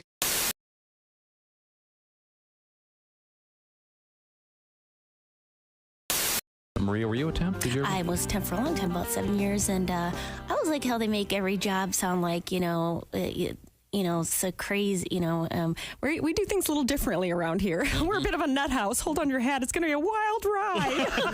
But it never is. No. I trained people in at offices, so I was like, oh, the fax machine's a little tricky. Yeah, you got to dial 9 to get out. No, a lot of people try to use the fax machine. They go, oh, it's not working. I said, did you dial 9? Once a week, Rajiv. No, every day we get bagels in the kitchen. There was week. Rajiv made some mini muffins. That's on a Monday. Guess what that's called? Mini Muffin Monday. I wish offices would be as crazy as they always promise. You get trained in, be like, take me out of your pocket. Hi, I'm Zachanthos, the talking rabbit. I'm in charge of the volcano. Don't worry. You'll be working for Thor. He's always scrabbling through the recycling looking for quartz. He's a dwarf. Nude. Anywho, lunch is from 12 to 1, but there is a wrinkle in time, so just try to get back any time for the quickening. Your flippers, your barbecue tongs. If you have any questions, go back to the 5th dimension. I'll be sitting there on my lily pad. My only question is, when do I start? Yeah. That is a good job. Wow. Man. I love that. Dial 9 for the fax machine. Remember that. Everybody's crazy. No, they're not. Okay. Thank you. Maria Bamford is with us. Wow, that's brilliant. That's very, very funny. Did you ever work in an office, Tom? I don't think you have you? Worked in a restaurant, right? No. It's an interesting experience. Bob, did you ever work in an office? Oh, yeah. I did a little. I have issues with authority, you might have. I know. That's why I was asking. You know what struck me is it's so quiet. What, in an office? Yes. Well, yeah. Well, you're still, that's if people are actually doing work, yeah. And I had to work at a bank once when I was at temp, and I was stunned at how quiet it was. And people whisper, you know what the saddest place in the world is when you're the temp and it's time for office birthdays and you didn't get the email because you're not on the system yet. Right. And you hear the voice of your coworkers rise from the conference room, happy birthday, everybody who had their birthday in the office this month. And if you cup your Curves mug against the conference room door, you can almost hear the happy scraping of plastic fork against paper plate. And later sometimes, somebody comes by your cube and says, oh, there's cake left. Did the temp get any cake? What's her name again? Hey, Maya. If you want any cake, there's cake left. Nice. Cake. Temp want cake. Yeah. They all want cake. With us in the studio now, two comedians. We are joined by Jimmy Pardo. Also, another guy. It's comedian Chad Daniels. Chad, I understand that you have an injury, that nothing humorous about it, but you look like you're in a little bit of pain. Broke my tailbone. Yeah. Did you break it recently or a week and a half ago? Okay. Tailgating, following too closely? You can't put a cast on that, can you? No, you can't. No.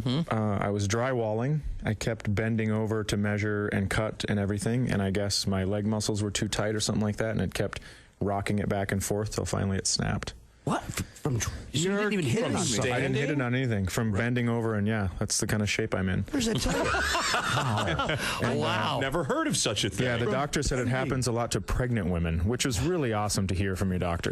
Are your breasts tender? You're the first man for that to happen to. Was it?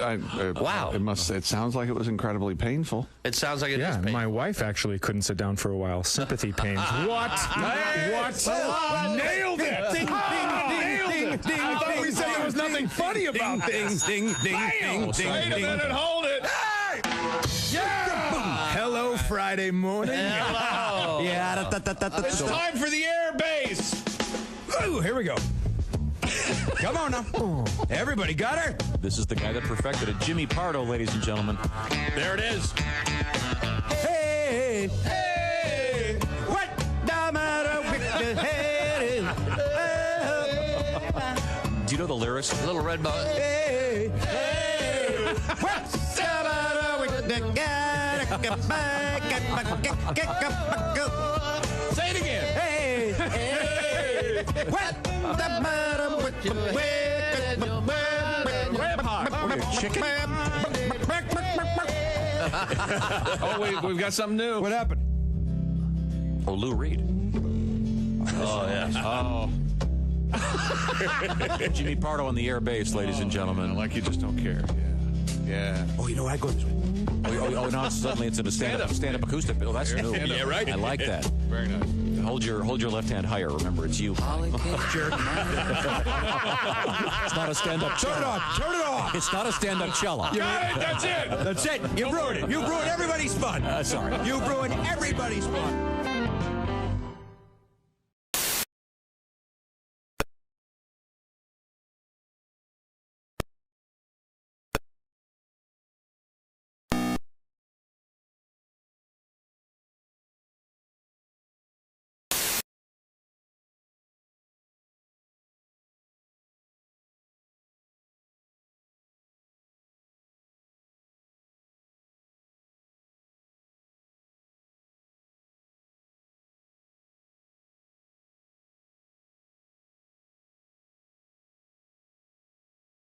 If I can speak for everyone, but it's one of those mornings I'm glad I'm wearing these big headphones to keep my ears so warm. I'm really cold in here this morning. Really? I don't know what the deal is.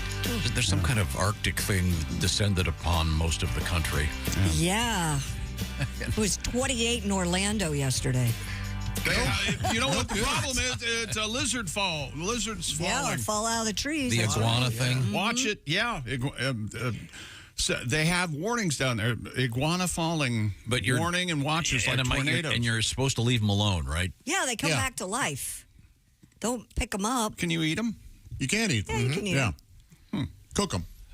Well, yeah. Well, no, you could. Well, no, I mean, not unless as you good raw. iguana tartare. Yeah, I didn't care for it. Yeah, really. You got to get out the mud vein. I was just going to say, what about the mud vein, Tom? Who did Mexican radio? Was it Walla Voodoo? It is Walla Voodoo. They have a song about eating iguana. Yes. Barbecue iguana. Yeah. Barbecue iguana. Yes. I'm Why was on that Mexican song ever? Radio. Boy, oh, That boy. guy's good, though. Stan Ridgway. You know that guy? Yeah, I don't know him. I like his music. You got to shut up. Right Can we write a song for a chick called "You Gotta Shut Up"? Yeah, that's right. We haven't had chick do a song for quite some time, and it's going to be even longer. Now, of the songs we've had you do, what's your favorite? None of them. Nasty stuff's pretty darn good. Probably the first one. Is that nasty I stuff? love that. Yeah, that's great. That's a classic. And your verse in Dear Penthouse is very, very funny. Here we go. Here's the story. Experts are warning Florida residents frozen iguanas will begin falling from the trees amid dropping temperatures. This is according to the Florida Fish and Wildlife Conservation Commission. Iguanas slow down when temperatures dip to 50 degrees, and they freeze when temperatures drop into the 40s and 30s. The stunned reptiles can fall off their perches, though they revive once temperatures heat up again. People are advised, leave the animals alone. Oh. Or humanely kill them because they're a non-native species. That's what it says? Yeah. Wow. How do you humanely kill them? Well, you take them aside and you go, look. Yeah. I'm sorry. Here's the thing. I think you put a nitrogen mask on him. Isn't that the new way they're doing it? The one I killed, I just told him he was about to get made, and so we went to the party. Yeah, the party, and he walks in. Yeah. He saw that it was empty. Oh, no. Shot him in the back of the head. Bang. Yes, it is Florida. They probably did shoot him.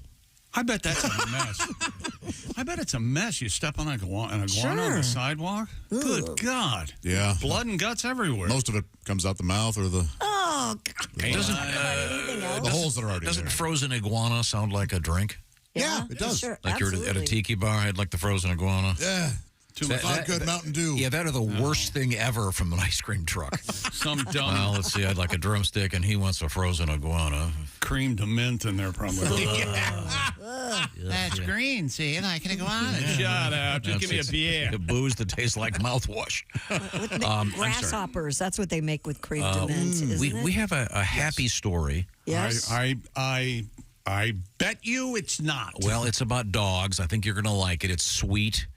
And do you have it over there? Which one? The man about the man The one in with the the lake? no. Well, that's a rescue thing. That's a Lassie story. I mean, the one about the surgery. Yeah, this is kind of... The dogs are performing surgery now? Yeah, it's amazing, right? Well, just, I mean, appendectomies and stuff like that. Wait a minute. If I could interrupt myself, here we go. Mexican radio. What's the talk of the DJ? Isn't there a radio? there with Radio. That's a great song. Yeah. And of course, the most famous person on a Mexican. I had that played at one of the weddings. Yeah. Mexican radio would be. Hello there. The Wolfman. Yeah. Mexican radio. This is not in Mexico. Tell us about the doggy. A dog born with 6 legs is recovering after having her. Had trouble catching him, Josh. He was fast. Yeah. After having her extra limbs surgically removed. So now, Christy, if I could ask a question. Yeah, go ahead. What's the arrangement on these legs? Are you patronizing 2 me? in the front, 2 in the back, 2 in the middle, or is it 3 on each side? Well, 2 coming out of the top of the head like antenna? It doesn't really say. The dog named for the Little Mermaid, you should know that, Ariel, I would think. because the additional appendage with 2 paws on the end looked like a flipper. So I guess. Poor thing. It's a freak. It's a freak show. No, but they've saved the dog. It's so sweet. They fixed it. The dog named Ariel had multiple birth defects and was found abandoned in the center of Pembroke, Wales. Now there's a song. And taken to Greenacres Rescue. Ariel. By Dean Friedman? By Dean Friedman, who follows me on we've had Dean in the air. Twitter or whatever it is. He doesn't know you. I've talked to him about you. He doesn't know you. Doesn't want to know you. Doesn't care for you. The little doggy underwent surgery and now adjusting to life on 4 legs. This is a sweet story. Yeah, good. Glad the dog's constantly okay. walking in circles. No, where's my other 2 legs? That was that's how I judge distance with the 2 legs. Did you hear about the 6-legged dog with 2 fathers who walked into a bar? Oh, man. I'm here because somebody shot my paw. Sorry. We couldn't have done that any better. We planned it. No, this is a sweet story. The dog, they rescued this doggy and they've given him a little surgery and they used the 1 leg they took off. It's now a dog leg on a Pete Dye golf course. It's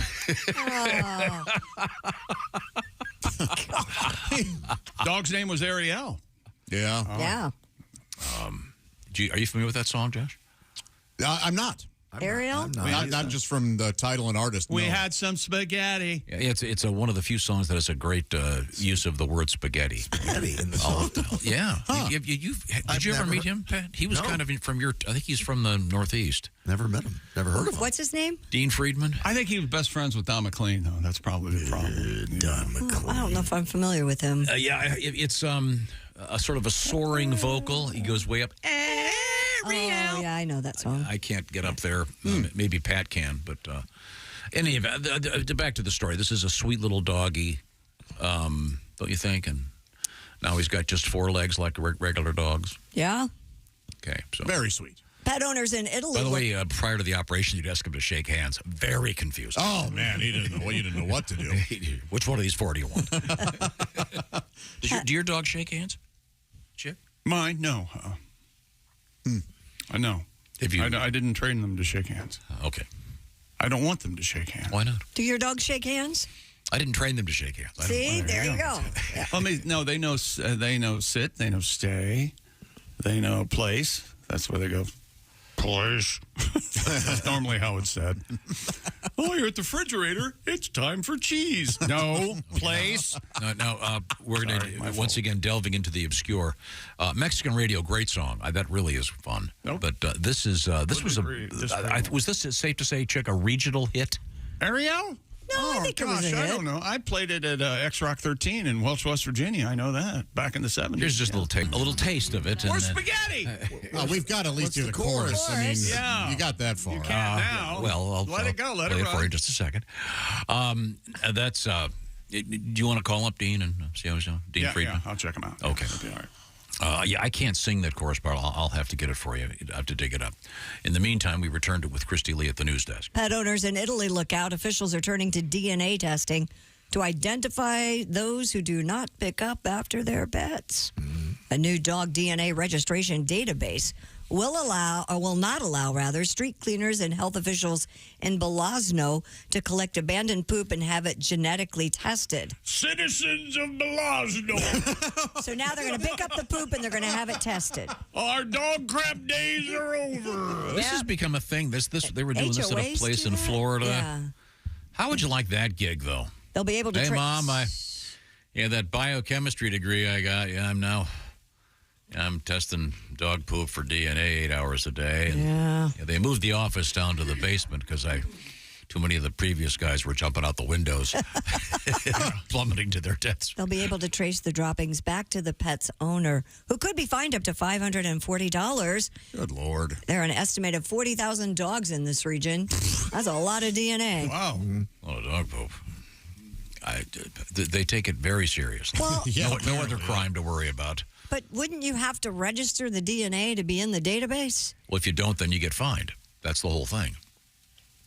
Okay, and then you get fined if they find you didn't pick up after them. Okay. This is San Francisco, but most of the poop turned out to be from humans. Here's a happy story. What are you looking at me for? A man who fell through the ice on a frozen Michigan lake was rescued after an officer enlisted the stranded man's dog to help pull him to safety. State police officers Cameron Bennett responded to the scene after 65-year-old Travis City man fell through the ice on Arbutus Lake. Arbutus. Arbutus?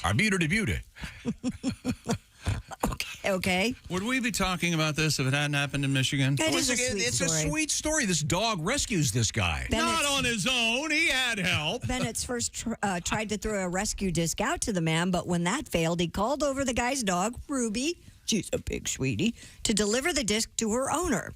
Bennett said a local firefighter were then able to pull the man to safer ice where they pulled him off the lake. He was treated at a hospital, later released. No.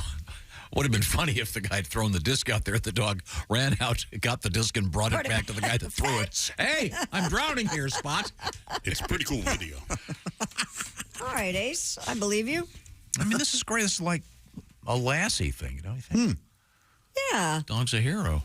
Very nice. Eats his own poop, but he's a hero. At least taste it. Okay, I think I found Ariel, the whole thing here. Maybe. Let's let me try and see if I get this to work. We had a poopsicle situation at the compound. A poopsicle? Oh, no. A frozen one? Yeah. Brought in. You know, when one of them comes in and they're chewing and then they lay in the carpet and they get it all set up. All right, this is going to be a great session of chewing. That's sickening. Yikes. Okay, let's. You want to revisit a little bit of Ariel? Yeah, the chorus. Okay. This is. Where would I have heard that? That's a backup singer, right? With him. Sounds like it. Seems like it's got to be. Yeah. Otherwise, you'd have to have a pair of vice grips and a snoot. That's a great little song. I love the imagery. It's just so basic. And then Dean is on tour. He's at Dean Friedman on X, I formerly didn't know Twitter. she wasn't wearing anything underneath her peasant top. He is pretty. He says so. He's assuming. I know. Probably one good look. You know, she's probably got those nipples The sticking headlights? out like frozen thumbs. Yeah, there you go. Giant nipples. Yeah. Christy, were you ever I don't want to get too personal here, but was there ever a time when you wore a so-called peasant dress? Ooh, maybe I in like high those. school. Hey, I would have thought. Were you the ever 70s? like a hippie chick? No, I was never really a hippie chick. So Haiti wanted, but hey, I'm a DJ. You want a ball? No. Never said that. No. Will you stop being filthy? I was You were never never- a braless girl, no. Never braless? No. Josh? It's a good look. She said she wasn't. No. Did you ever date a lady who was... Boy, not in public. No, but at home all the time. Well, yeah. at home, yeah, that's a whole different ball game. But I was a little too on the large side to wear In the no bosom bra. area, if you Yeah. will? Oh, there's nothing wrong with that. No, well, Okay. no, that wasn't my look. In any event, that Dean Friedman song continues with a great reference to spaghetti.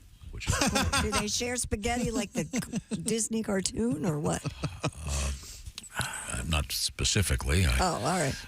But yeah, it's a nice little song. And you and Dean you go back and forth, do you, Jay? Sure, yeah. He was in here? No, we talked to him on the phone. For what? About how much we like that song. Oh. Okay. Yeah, it was arguably it was a slow morning. It's got a bit of a Billy Joel feel mixed with some... Sounds like a novelty song, really.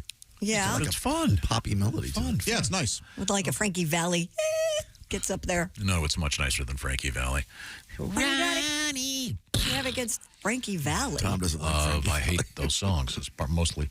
Okay. Now, let's see. What's coming up in the news, Christy Lee?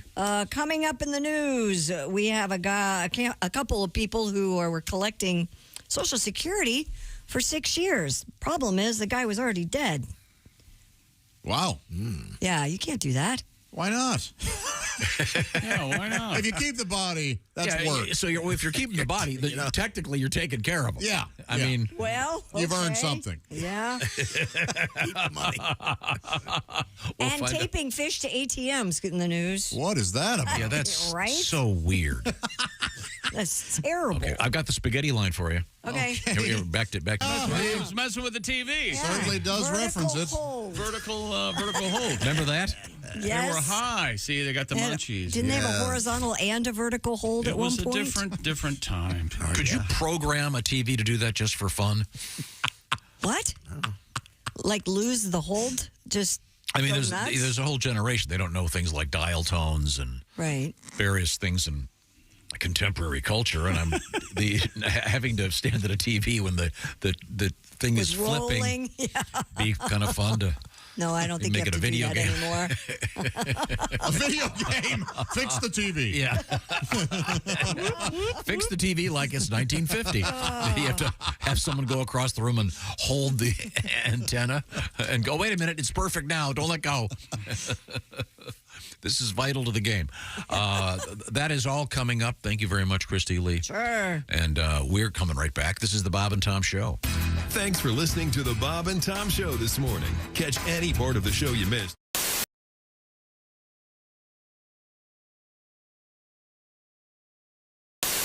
Good to see you guys. What are you going to play? I'm going to play Sunny Road. Here we go. Okay. Tiki Barber here. Remember the days when I was a running back in the NFL? Well, if you're on your feet all day like I was, you get the struggle. The secret is orange insoles. Their insoles are like magic for your feet and body. They'll help you kick hip pain, sore feet, and lower back discomfort to the sidelines. Feel better, do more with orange insoles. Yesterday we were talking about hickeys. Yeah. I have a story for you. Which one of your daughters has one? You had those hickeys, yeah. Oh, and your daughters. Yeah. No, nobody has hickeys, but we have death by hickey. Death by hickey? Mm-hmm. Well. My boyfriend was a vampire. Were that me, I'm sure the officers would stand over my body and say, I have a feeling this is how he'd wanted to go. More chalk.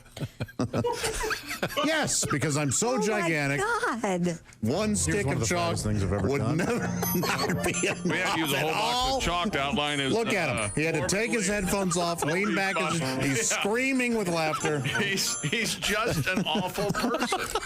I wish I were an actual Sportsasaurus. I could rip your body, your limbs. More chalk. Lucky numbers. Man, if that weren't funny, I'd be so mad. You know what, Josh? I ate all day yesterday, and I really feel good about it, so screw him. You know what? It doesn't matter. I was just trying to lighten the sad picture we all had of Josh lying there dead. Oh. Maybe lighten the mood. You know, I think that's even more insulting. He's taken an insult to you and tried to spin it into a positive. Oh, yeah, that's what's insulting. Good God.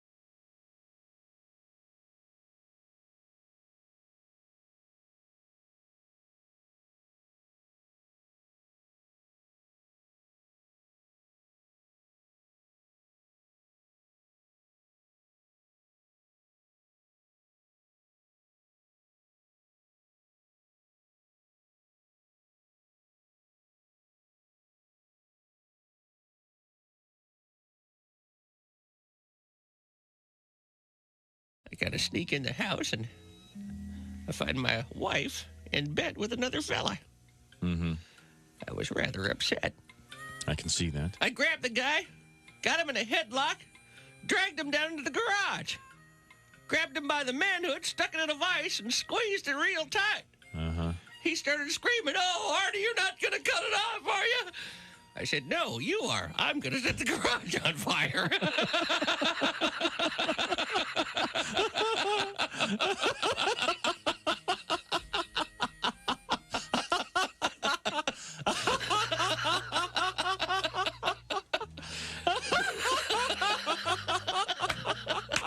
This is another exciting episode of Artie Whiskey. Frontier Golf. Where are you from? Patterson, from Patterson, New Jersey. Oh, sure. That's famous. Yeah, small. Sure. Thugged out town. It's tiny. So small, we used to get robbed by people we knew. That's small. People like, stick them up. I'm like, Andre? I'm going to tell your mother, man. By the way, how is Aunt Carol? How's she doing? I'll come over for dinner. Hey, this is Friday. Sorry. Welcome back to the Bob and Tom Show. Having a snack, are you? Having a little charcuterie over here. Oh, very nice. Are you, this is not a plug, are you eating, am I correct in saying you're eating some delicious, is that just Gardner's Wisconsin cheese? I can't stop. Today we're having the smoked bacon cheddar. Ooh. And then I had some peanut butter pretzel nugs with my... Very nice. My smoked bacon cheddar. It was delish, man. Boy, remember the different time when, boy, I can't believe we did this. Christy, forgive me for mentioning this. What? Oh, the Christy Nips? The Christy Nips. Sure. I forget how it started. I'll talk to you, Josh. Because earlier we were talking about the Dean Friedman song, and he talked about the woman who did not wear the brassiere underneath her peasant dress. There was a time when, for whatever reason, we took socket wrenches and measured certain things. Yes. And created a recipe for something called Christy Nips. Yes. Yeah. How about that? How about that? Yeah, we just sent the whole transcript straight to the court. Those were different days. Those were simpler times. Yeah. Weren't they? Okay. Now, I'm a big fan of cheese nips. Yeah. Yeah. Sure.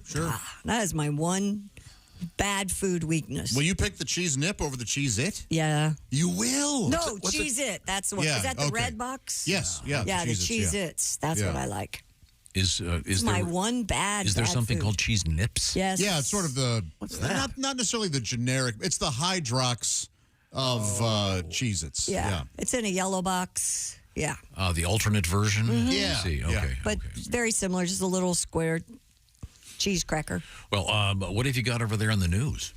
Well, a teenager in Utah is facing charges for allegedly taping fish to ATMs. Very odd. The Provo Police Department said there were roughly 13 instances wherein the 17-year-old taped fish to ATMs and other objects throughout the town. He's now been charged with property damage. Photos of the fish have been shared online under an account titled Fish Bandit 84, according to KTVX. A TV station. It's unclear whether the account creator is responsible for the fish taping or if the images were curated from elsewhere online. Is there a motive? That's all I got, Tom. It's like a Banksy thing, like a public. Are they art? live fish? Well, no, they wouldn't be. For a little while. Are they goldfish? Are they bass? What are we talking here? Any idea? I don't know. I'm looking it up. Sounds pretty stupid. Yeah. Will you go to jail for this? I don't know. Or maybe it's for people who want to. Because have you seen the things now where you can pick the bills you want? Yeah, some ATMs allow you to do that. You can get a fin. Oh man! Okay. If you haven't seen this fish taped to the ATM, It's pretty. It's hilarious. I certainly don't encourage it. Is it preventing people from using the ATM? No, I mean, not at it looks all. like you could easily take it off, but You can't read the screen entirely. It's very strange. It's a fish on the That's ATM. a big fish. It's a good-sized fish. It covers most of the screen. The one I have is a little smaller than that, but it's not. I mean, obviously, it looks like he's catching these fish somewhere, and it looks like it's just black electrical tape almost. Yeah. But, Is there some social protest of some sort that we're missing here? I doubt it. I think it's just how weird. It's just weird.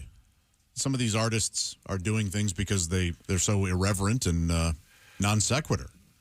according to police, the teenager is facing 2 charges of property damage, which were referred to Juvenile Justice and Youth Services.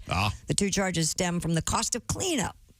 So apparently it has nothing to do with the fish part. Oh, the police have haddock with this. Haddock with this carp. What a bunch of carp. What it was a fisherman's wife? Not tonight. I have a haddock. Man, that's funny. That's funny stuff. Okay, well. All right, whatever. Go ahead. What do you- Oh, look at that one. That's a big fish.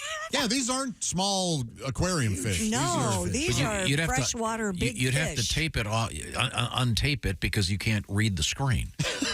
Would you? Now, would you do that or go to a different ATM? Yeah, oh God, I would immediately go to a different. I wouldn't touch that thing. Oh, you'd never get your fingers would your fingers would smell like. I'm not going to touch some you'd been in strange a- fish. Your fingers would smell like you'd been on a date with Stevie Nicks in '78. Pat, what would you do? Would you touch it? Not with a 10-foot pole. Oh, nice.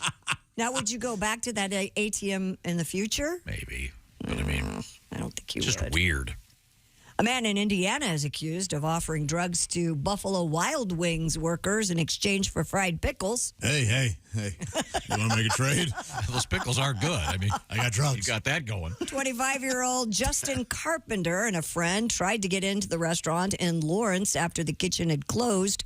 The suspect reportedly declared, quote, "If you make us some fried pickles, I'll make it worth it," and pulled out what was believed to be THC vape cartridges. Restaurant workers, 2 of whom were minors, refused. Well, I don't care how old they are. Before leaving, the suspect placed 3 small bags of marijuana on the front counter and told the manager, "Give those bags to the kids." Police officers were able to track the men down and take them into custody. Officers noted that the suspect was wearing an ankle monitor from a prior drug arrest. Boy, those work well, don't they? Real winner. Post-arrest searches of the suspect and his car turned up marijuana, cocaine, oxycodone, Xanax, THC cartridges, and scales containing a white powder. Oh, Scales? Yeah. Oh. Maybe they're the ones who were taping fish all over town. Wow. And they're looking for pickles. Oh, you mean Wayne? It was a drug deal. A drug deal? You asked for it, John. Drug deal I gone blame wrong. you. You blame me.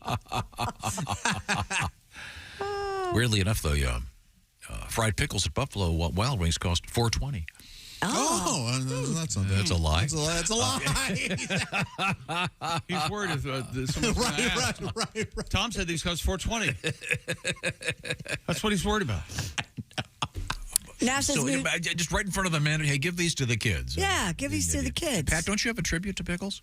Yeah, the guy that got in trouble with the pickle down in Florida. Oh, that's right. That was a different story. Is this the one where the guy was Gonna crowbar this one in, huh? Using the was asked. using the Well, I can just sit there all morning. I mean, What do you want me to do, Josh? what do you want, man? This is the guy that was actually hiding the pickle inside his lower body cavity on somebody else's Out porch. on somebody's porch. Ride my pickle. That's not it, chick. Gabba, gabba, gabba. It's pickles. I like pickles. Sure as hell is it. Put a little pickle on pumpernickel. You can eat a pickle on a motorcycle. I sure love a good pickle. Oh, yeah. Polish ones, sweet ones. I love pickles, bread and butter pickles, baby. I'm not fickle. Put the cucumbers in the brine, but please don't stick them where the sun don't shine. Garlic, dill, a big old gherkin, but don't abuse one while you're jerking. And don't use one to give your butt a tickle. That's a pickle, not a fudge sickle. Oh, no. Oh, they'll arrest you for messing with a pickle. You do a couple years or maybe a nickel. Shower time comes, this may hurt a bit. That's no pickle being shoved up Wagyu, shaving cream, being nice and clean, and start your day with a pickle. And you didn't want to do the song. Thank you, Pat. Pat, are you enjoying pickles with your vegan diet? I love pickles, but I haven't had a whole bunch of them lately. Can you eat them? You can indeed. They're very good for gut health. Very much so. Yeah. Low in calories. I mean, that fermented nonsense. Yeah. I see. Well, when we come back, Christy, what have you got over there? Well, we have toilets in space. A lot of suction. Well, again, I mean, you got an issue there. There's no gravity. Right. I know. And what are we going to do? There's one advantage to it, though. What is that? I'll tell you when we come back. Okay. All right. I don't know how much longer I can keep up this fake excitement. We're coming back, though? Well, some of us are going to come back. Okay. Maybe you can take a break. All right. This is the Bob and Tom Show. Hey, thanks for listening to the Bob and Tom Show this morning. Get a look at today's show on our YouTube channel.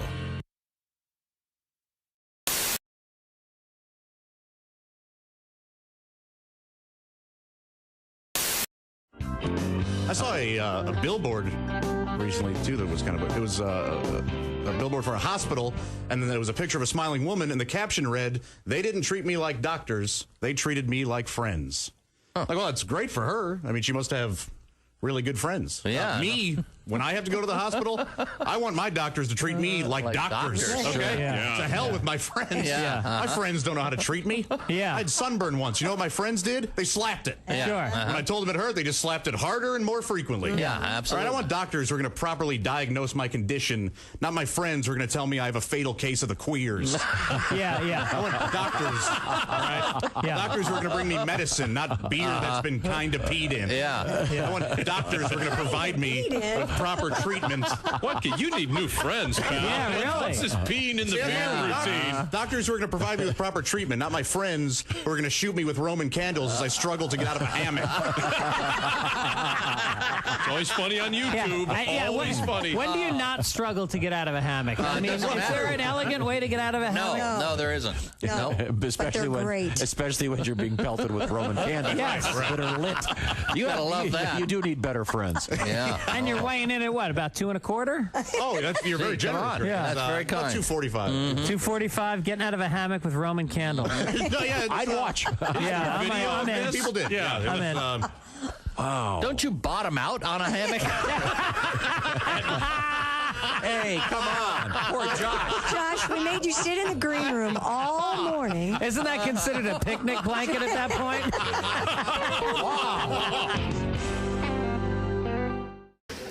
I do like porn, but I'm going to ask you guys a favor. We get a lot of emails sent to the show. You can stop sending me porn clips, okay? Thanks, but no thanks. I appreciate it, but I'll be honest, I want to find my own porn, okay? T-Rex doesn't want to be fed. T-Rex wants to hunt. That's...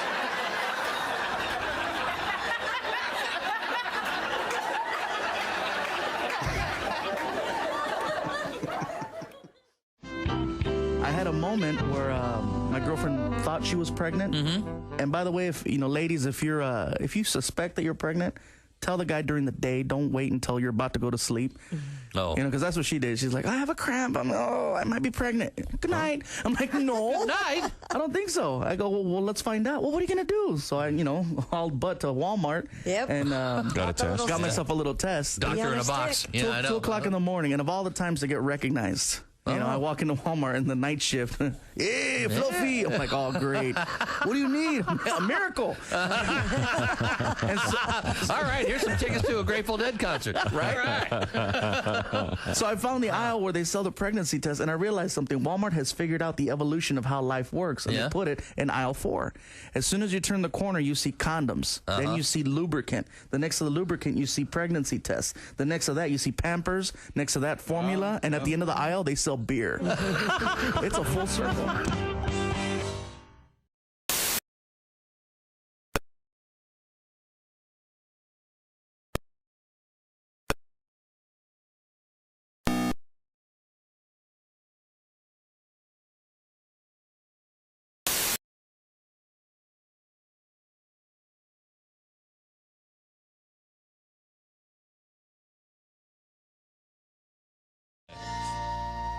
Hey, babe. I was talking to the girls over at Delta Gamma, and they were thinking you and I should drop by and have a little fun.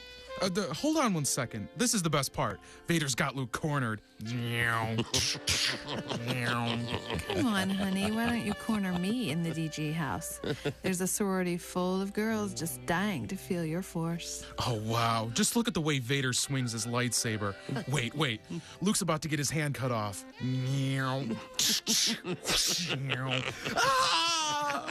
You know, we'd really like to see the way you swing your lightsaber. I told all the girls about it. Dude, here it comes. Vader's gonna tell Luke he's his father. That's not true. That's impossible. Come to the dark side, Luke. Baby, you can come to the dark side if you want, right now. I'll never turn to the dark side. I'm Luke Skywalker. Fine, forget it. You're more like Luke Skywhacker. Enjoy going Han Solo tonight, dork. Those are two separate characters, and actually it's pronounced Han, not Han. See, Han was actually a Corellian orphan who became a smuggler, and Luke was the son of Anakin who became a Jedi. All right, that's enough. This has been the guy who would rather watch Star Wars than have sex. That is so sad. You don't say we didn't warn you. There's laughter ahead. You guys want to grab lunch? We can't go anymore. Holy That's cow. a good day's work, everybody. This is Bob and Tom Radio. It's funny how quickly, in 4 years, my wife has learned to read my nonverbal cues. Your wife, yeah, sure. If I'm reading a newspaper, my wife can just know that I'm lonely and would much rather have a conversation about her dream kitchen. Yeah. Which is why I now understand why married men read the paper in the bathroom. We know our wives are going to interrupt us, but at least they have to suffer to do it. Have you ever tried to watch a ball game? Just sit and cheer. Something about that triggers something in my wife that immediately household chores have to be done right now. Immediately. So the only thing I can do to relax now is I walk around my yard with a hose. The water's not even on. I'm just walking around the yard with a hose. That's great. Is he working? Okay, then I can be sort of happy if I think he's working. John Joseph is our guest. Try to figure out the words. Nobody. Dylan. Do you know the words to Dylan songs? Not one of them. Here's every song ever written by Bob Dylan. All right.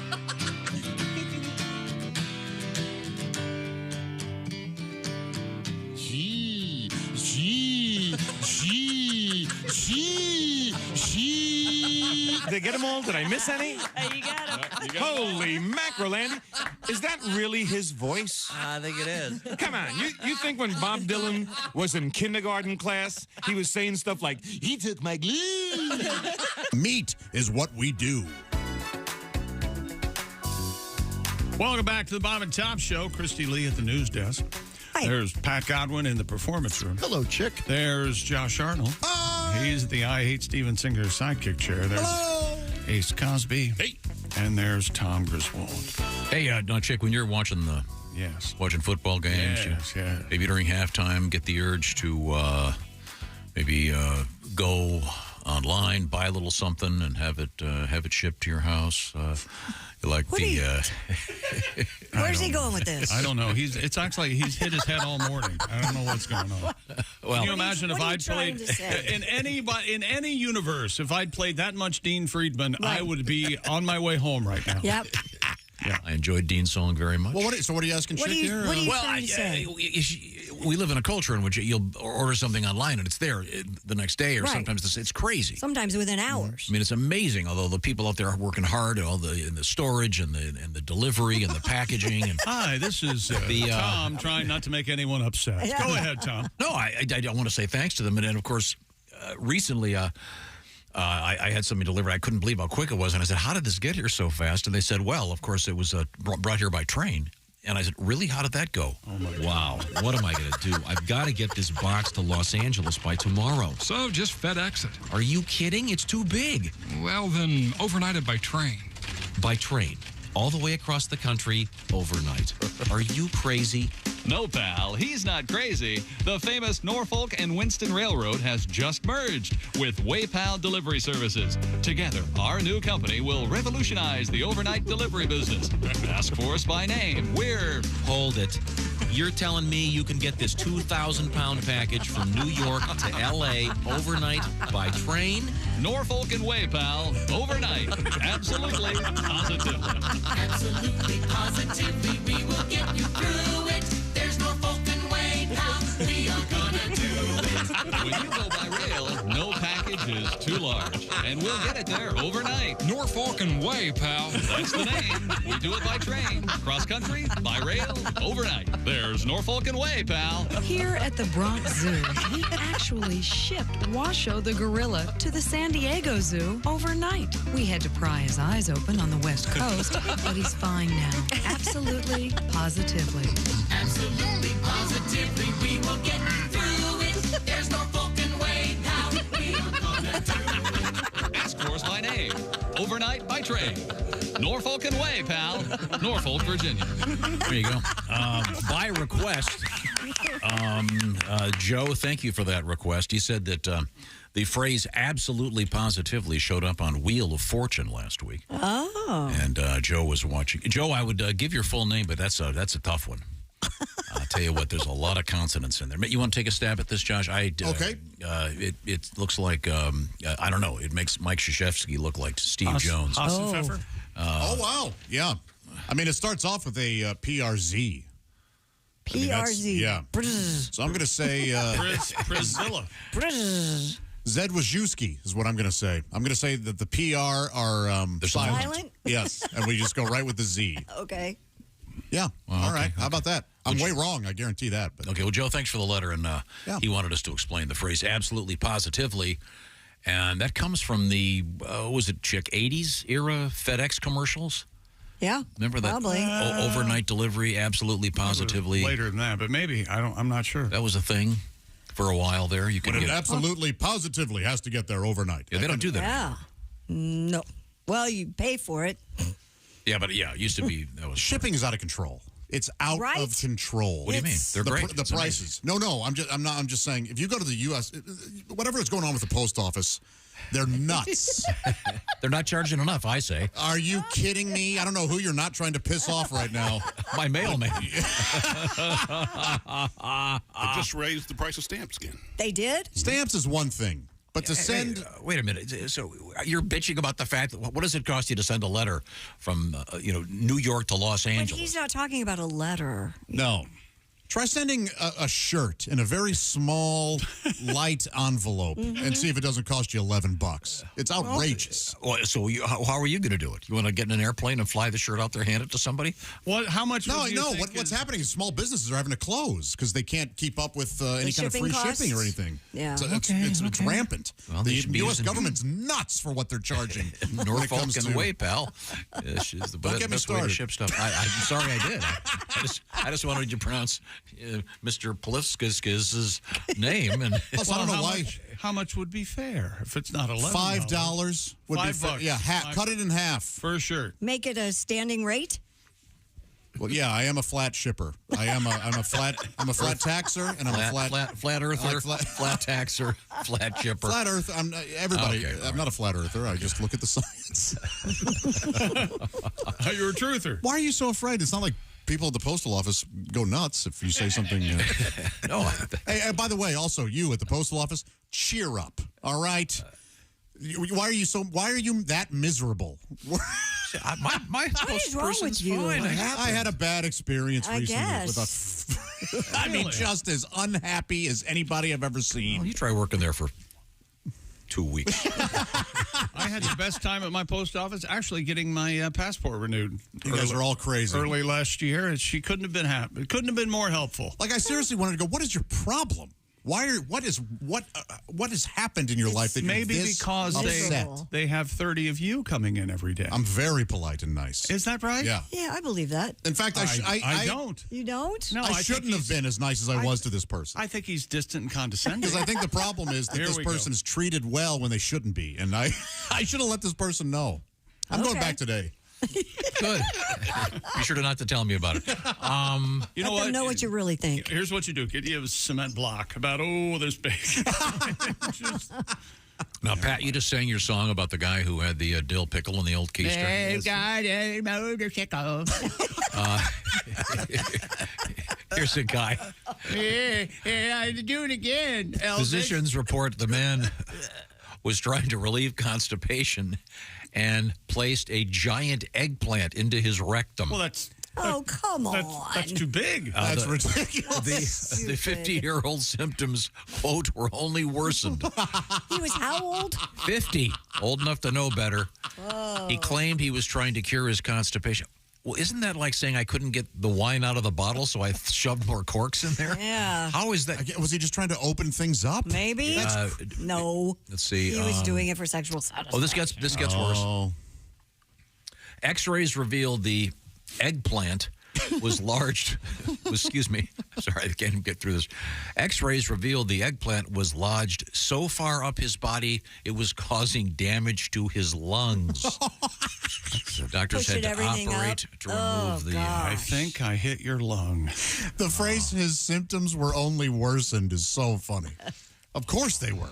Eggplant. Eggplant. Hey, Lego my ego, Chief. Okay, and then would you have anything to do with a guy named Ed Plant? Hi, I'm Ed Plant. No, you're not. Come on, what's your real name? He's probably doing traffic for one of our. How about films. Ted Plant? Okay, Christy, what have you got over there? NASA's new space toilet is now operational. Isn't this like the 9th day in a row we've talked about NASA's toilet? Yeah, Chick, it probably is it or is it not? A private cargo spacecraft recently. There better be a new angle on this. There is. You want to take it up with the boss? I think I just did. I think this is fascinating. A private cargo spacecraft recently took the new toilet to the International Space Station. Now, Chick, I want you to guess, how much do you think one of these babies costs? $1 bazillion. There's nothing we can do here on Earth with that money. Why not? It's officially called the Universal Waste Management System, Chick, and costs $23 million. No, that's cheaper than shipping it from here to Illinois. And 65% smaller, 40% lighter than the toilet currently on the space station. Why can't you just hold it? Why can't they make some sort of vent that you can do it outside? Melissa. That kind of flap. Wouldn't it be? They'd have to have. They think this through. No, they're because the it would be very cold. I would think. Yes. Melissa McKinley, But NASA. if you shut up, let's say. Don't tell me to shut up. You could, of course, this wouldn't be for female astronauts, but we don't need those anyway. So, if you had an entirely air-sealed suit, and there was a flap that you could extend your penis out into space. All right. Okay, are you with me? Yes. Would that make you somehow explode because of the vacuum, or would your penis be okay out there? A very bad way to die. I feel like it would get ripped off or something. Yeah. Or as Christy said, it would freeze. The oxygen wouldn't go up. You couldn't just urinate in peace and quiet outside. Take a few moments to look. What a view! What a great view! And then remember, then close your flap again and go back in the ship. Why can't they do that? If you're on board the space station, first of all, it's zero gravity. Zero. I say zero like I know something. Go ahead. How do you pronounce it? Zero. I just said zero. No, you said zero. Melissa McKinley, NASA Advanced I'm Exploration a spaceman Systems outside with my wang out. No, you're not outside. You're on board the space on board. station. You have to go outside the So now you're spaceship. doing a space walk and doing it? So you're saying every time they have to go to the toilet, they have to leave the Take your dirty, filthy business outside. Yes. I think it'd be worth it just to watch your dump burn up in the atmosphere. What's the temperature out there? You would immediately sign up for the space program if you could look out the window and see a turd floating by. Sometimes it's very hot, right? Sometimes it's very cold. The point is, this is the toilet on board the International Space Station. Yes, and it was designed to improve, Chick, the use of the toilet for the female crew. Oh, and because it's zero gravity, Christy, you'll like this. The seat's always up. Yeah, that's kind of a drag for the ladies. Put the seat down. All right, well. Seat and lid. Always close the lid. And why don't the women put the seat back up when they're done? No, because you close the lid when Why you do flush. we have to I never flush with the lid open. Do you flush with the lid open? Yes, I like to watch it swirl. Oh. You like to get down there and huff it, right? I sure do. Get it in your eyes. You close the lid, then you flush. Keep the germs in. Close the lid. Yes. They say you're supposed to. You're supposed to. Have you seen that video? There's a video where they have some kind of special camera and they flush a toilet. There's a video playing baseball, a monkey playing baseball too. Okay, but it looks like and he gets 3 hits at the Bellagio. It's this. Have you seen this thing, Christy? It has to. There's this huge spew of germs and poop. Oh, I want to watch it and I want to. Yes. Bye. So I said what? bye. They can make a video where your toilet would stand up and dump itself on your head. Okay, they can make that video easily. I could do it on my phone. Hey, how do you like it, pal? Let's talk to Greg Warren. Like it, pal? What? Oh, now we got to sit through Warren? Yep, we sure This do. morning is God, what an awful well, show. in any event. Okay. You guys contact FEMA. You're eligible for some sort of funding. So what you're suggesting, though, is that for the men, they should just have, like, Go outside. Gatorade bottles floating around. You just grab one, whiz into it, seal it up, and heave it outside like a trucker. It's always too hot. Why couldn't you in the capsule? Okay. So you can't go do it outside. No, you can't. Do it in a Gatorade bottle-esque. And had to have a shelf on the space station, $23 million. Yeah, you strap it down. Yes. And then for major transactions, you have Pringles cans. That's right. In honor of Okay, I'm sorry. It's time to Some sort switch of gears Ziploc here. pouch, I'm guessing? Coming up, we're going to talk with comedian Greg Warren with the Warren Report. Right now, the Bob and Tom Show is sponsored by BetterHelp. This is a great 2024 so far. I hope you're crushing it, right? Well, how about giving yourself a hand here and also helping your mind, help you sort some stuff out with therapy. That's where BetterHelp comes in. BetterHelp is taking advantage of contemporary technology. You're carrying around that phone. It's a computer. It's got all kinds of ways to contact everybody on it. How about contacting a therapist? And the way BetterHelp works is you fill out a brief questionnaire. You'll get matched with a licensed therapist. And by the way, you can switch therapists at any time for no additional charge. And then the therapy itself is done online. So it's all about flexibility and convenience and about suiting it to your schedule. You don't have to leave work, get in the car, drive over there, blah, blah, blah, blah. No, it's designed to be extra convenient. And it's still going to be very helpful, of course. And get the details about your 2024 and what you're thinking about. So I'm talking about therapy, and I'm talking about accessing it much easier with BetterHelp. So celebrate your great 2024 and keep it moving forward with BetterHelp. Go to BetterHelp.com/BT show. That'll knock 10% off your first month. BetterHelp, that's H-E-L-P, BetterHelp.com/BT show. Tell them the Bob and Tom Show sent you. And this portion of the Bob and Tom Show is sponsored by BetterHelp. Coming up. I know absolutely certain we can do this with tubing. And men astronauts can urinate outside the capsule. Once again, that's right. Absolutely. Chick and I were on the Goodyear. One-way valve. We were on the Goodyear blimp, and they did in fact have what was basically a funnel going to the outside. You were, 1,000 feet off the ground? Maybe 2? Height's height. Okay, it's fine. Yeah. It is. Yeah. You might as well be a foot off the ground. It's the same. That was all for number ones, right? Yes. Okay. Yes. What did the number 2 do? You just add a spatula to that process. Open up the window, Lloyd. Here it comes. This is the Bob and Tom Show.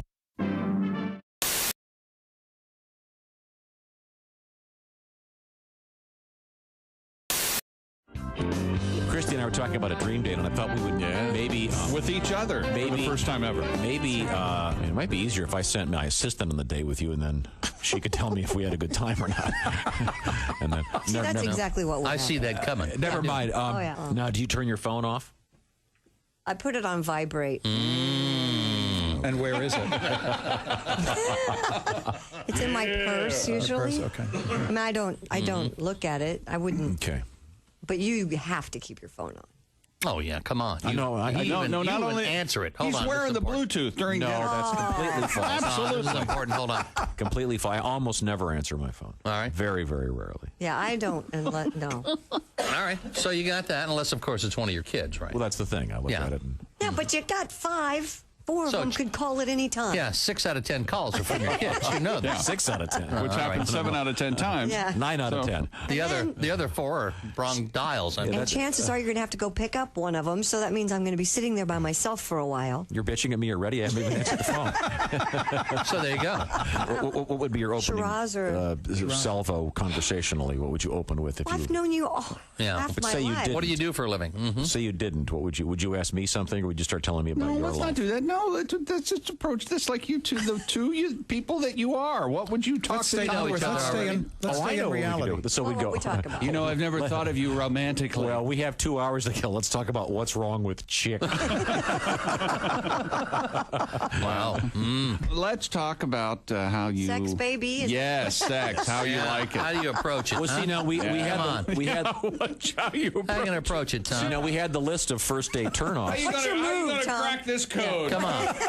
Here we go. How are you going to get those ankles on your shoulders? That's what I want. Yeah, because see, not on this list from USA Today. Mismatched clothes, 36% first date turnoff, and you go up the list, close, and yeah, body odor, 94%. I'm clean, I have no body odor. No. My pet peeve of first date turnoffs: women who don't put out. Wow. Tiki Barber here. Remember the days when I was a running back in the NFL? Well, if you're on your feet all day like I was, you get the struggle. The secret is orange insoles. Their insoles are like magic for your feet and body. They'll help you kick hip pain, sore feet, and lower back discomfort to the sidelines. Feel better, do more with orange insoles.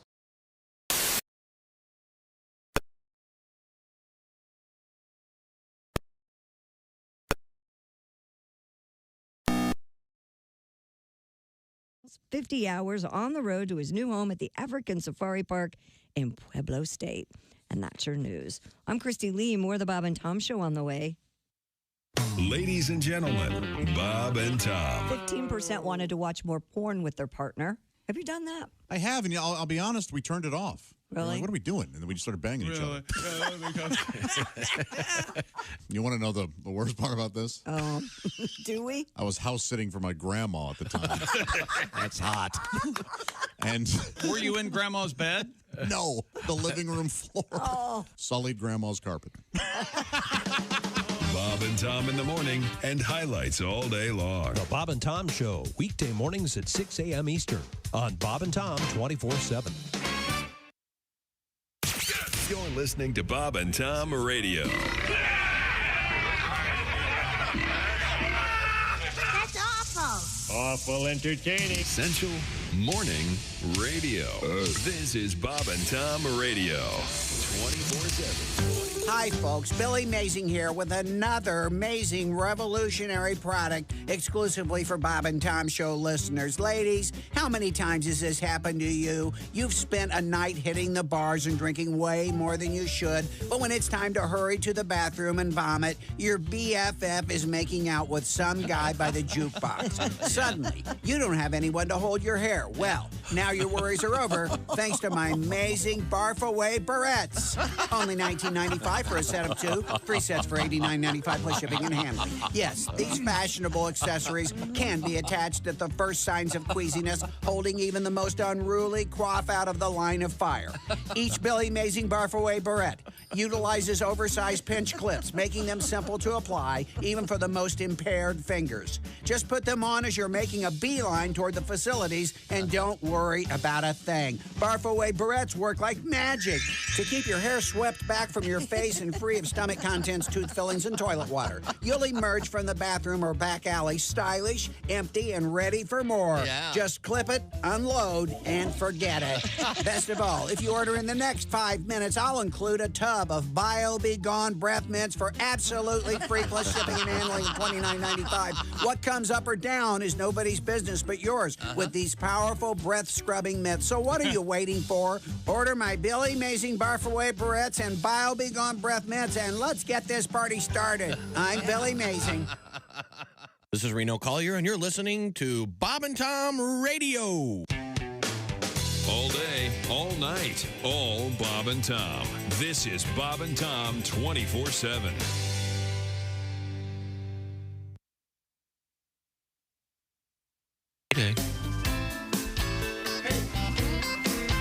Welcome back to the Bob and Tom Show. Hey, how are you? Good to be here. I want to learn. I think I want to aerospace next. My next career. Oh, very nice. Oh. Once again, I'm we going were to design spacesuits. we were talking about the new space toilet. Again? $23 million. No, I'm just catching people up. No, I mean, we've talked about it. The Turd Gobbler 2001, of course, named after the Stanley Kubrick film. How nice. I bet he'd be honored. Right now, it's time to switch gears. Oh, great. And we're going to check in with comedian Greg Warren, one of my favorites. Greg has some great stuff out there. If you don't get a chance to see him live and in person, you can watch Where the Field Corn Grows or The Salesman. Greg. And what's the matter? I don't know what lens you're using, but it looks like the lens in the door at a hotel. Yeah, it's almost a walleye effect, Yeah. the way... Fish eye. Really? It's like a fisheye, yeah. Ah, man, I got a new computer. Maybe something's wrong. No, it's just because you haven't hung the the brick cloth thing that you have behind you straight. Oh, that's all it is. No, that's a real brick wall. Oh, is it? Right. Yeah. Oh, you know, that's hit it with your hand. See what happens. No, your face looks 100% brick right there. Your face is it looks perfect, but the brick wall looks like it's stretched out wide. It's really odd. Yeah, I got to talk to these tuck pointers that I use. Okay. Yeah. Now, are you wearing pants? Yes. What the hell kind of question is that? Well, it's early. Yeah. He might be. Are you at your condo? Yeah, my condo. Yeah. Yeah, you know how people say condo like they stepped in crap. Condo. You know. Josh has his own room there, right? When he comes through town. Yeah, there's a room for all comics traveling through. Yeah. Oh, that's nice. Wow. Yeah. Very nice of you. Mm-hmm. Do you let them smoke? What? I'd prefer they did not. Okay. Mm-hmm. We have a little balcony, Tom. You could smoke on the balcony. Oh, nice. Are you wearing sweatpants or jammy pants or jeans? No, chick, fully clothed jeans. AG is the brand of jeans that Nice. I wear. Wow, nice Yeah. ass. All right. Yeah. Thanks. Okay. You're welcome. Underwear? Do you wear underwear? Yeah. Okay. Yeah.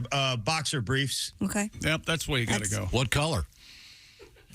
Man, I don't know. I think gray. Man, I just don't know, Tom. Are they all the same, or do you have a variety? I got a variety. Yeah. Really? You Do you get up and open that drawer and go, let's see, today I'm in kind of a blue mood. I don't put a lot of thought into it now. I'm going to maybe... Maybe if you're going on a date, you go with the British Racing Green, something. That's an odd choice. Something masculine. Do you have a cleaning lady, or do you do it yourself? Yeah, Becky. Becky sounds like a good lady. Yeah. All right. Yeah. Oh, she's great. Yeah. Yeah. Oh, well. Now, Greg has a segment. You got to start banging Becky. That's We're all gonna there is to it. No. Give it to her. Greg, I'm sorry. It's I want it next week. I want to see her feet on either your shoulders. I think you missed the spot under the bed. I shouldn't have said her real name. This is such a weird day. I'm sorry. Heard you liked me. Okay. Greg, what's today's topic? I want to talk about an important topic, Tom. Red Lobster. Oh, all right. Yeah. Well, Greg, are you in? We have one of the foremost authorities on Red Lobster right here in the room with us. Is that right? Two of them, actually. Josh, you want to say you're... Yeah, sure. Yeah. No, I get the fresh catch every week. It's the Red Lobster newsletter, of course. It keeps me on the email. Yeah. And, of course, I have property in Cheddar Bay. Yeah. You vacation there every year, right? And then Mr. Godwin is a fan, although he can only eat the salad now. It's my son's favorite place to go. It's his birthday spot. We love it. Yeah. Okay. Hey, Pat, are you a member of My Red Lobster Rewards? Oh, yes, Josh got me all signed up. That's right.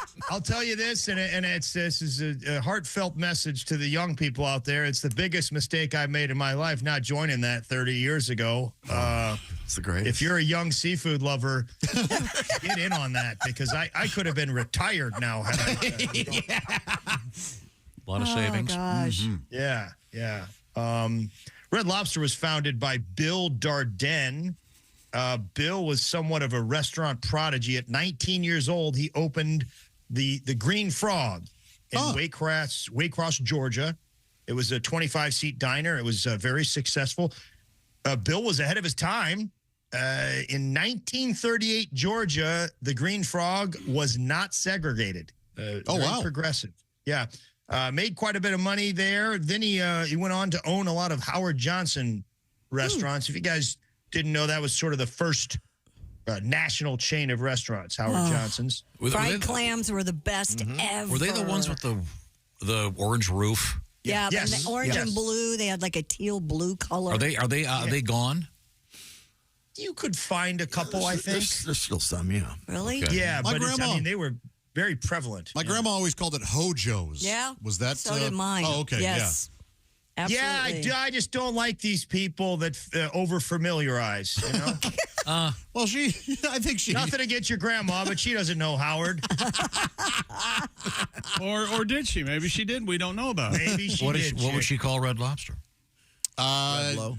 Relob? Relo. Oh, Relos. That's cool. Mm-hmm. Yeah. Relo sounds like a rap artist. Right. Hey, man, did your Relo believe, OD'd? That's yeah. a shock. Josh, if it's Josh's grandma, I believe she called it church.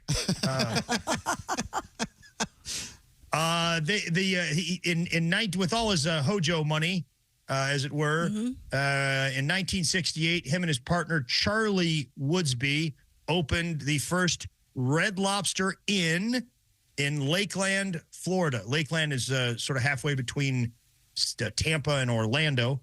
And, man, they came out of the gate firing. Wow. I mean, it did really well. They said their biggest competition was the kitchen stove. And couldn't keep they up. brought a lot of seafood type, coastal type dishes to the Midwest. People in the Midwest really weren't familiar with calamari or key lime pie back then. And they brought them there, and the Midwest fell in love with it. They did so well. How well? 2 years into their business, General Mills bought them. Really? 2 Yes. years? 2 years. General Mills bought them. General Mills owned Red Lobster for 20 years. During that span, not one lobster-flavored cereal. Very disappointing. Yeah, very disappointing. Now, you would have thought they would have merged their two things. Yeah. They spun it off and formed a company in honor of Bill called Darden. Darden owns a lot of restaurants you're familiar with. They're a big conglomerate. Olive Garden, Longhorn Steakhouse, Ruth's Chris, Capitol Grill, Eddie V's, Bahama Breeze, and Cheddar's. You can get those great gift cards that are all Darden owned. Yeah, it's like an all-star team. Yes. Yeah. Cheddar's, my buddy Mike Birbiglia one time had lunch at Cheddar's, and guess what kind of cheese was not available? You're kidding. Silly. Yes, couldn't get cheddar cheese there. Red Lobster invented popcorn shrimp. Wow. Oh, Yeah, they say they did. Some people think that Paul Prudhomme, the celebrity chef from the Cajun Louisiana, guy. did. Yeah. Oh, you mean the drag racer, right? No, That's Don Prudhomme. Don Prudhomme. I'm sorry? The snake. Yeah, Don the Snake. You know why they call him the yeah, snake? Yeah, the giant penis. he used to go at it with Big Daddy Don Garlitz. Yeah, they sure did. Snake and the mongoose. Couple of penises. The mongoose. I don't know who invented. If it's popcorn shrimp, popcorn's involved. I think Redenbacher had something to do with it. Must have. You didn't back then. You didn't get away with anything popcorn related if you didn't talk to Redenbacher. Yeah. Oh yeah. Bless you. Unless you want to get hurt. Yeah, bad. Yeah, you get strangled with a bow tie. That's how they knew. They'd leave the bow tie behind. He's been Redenbachered.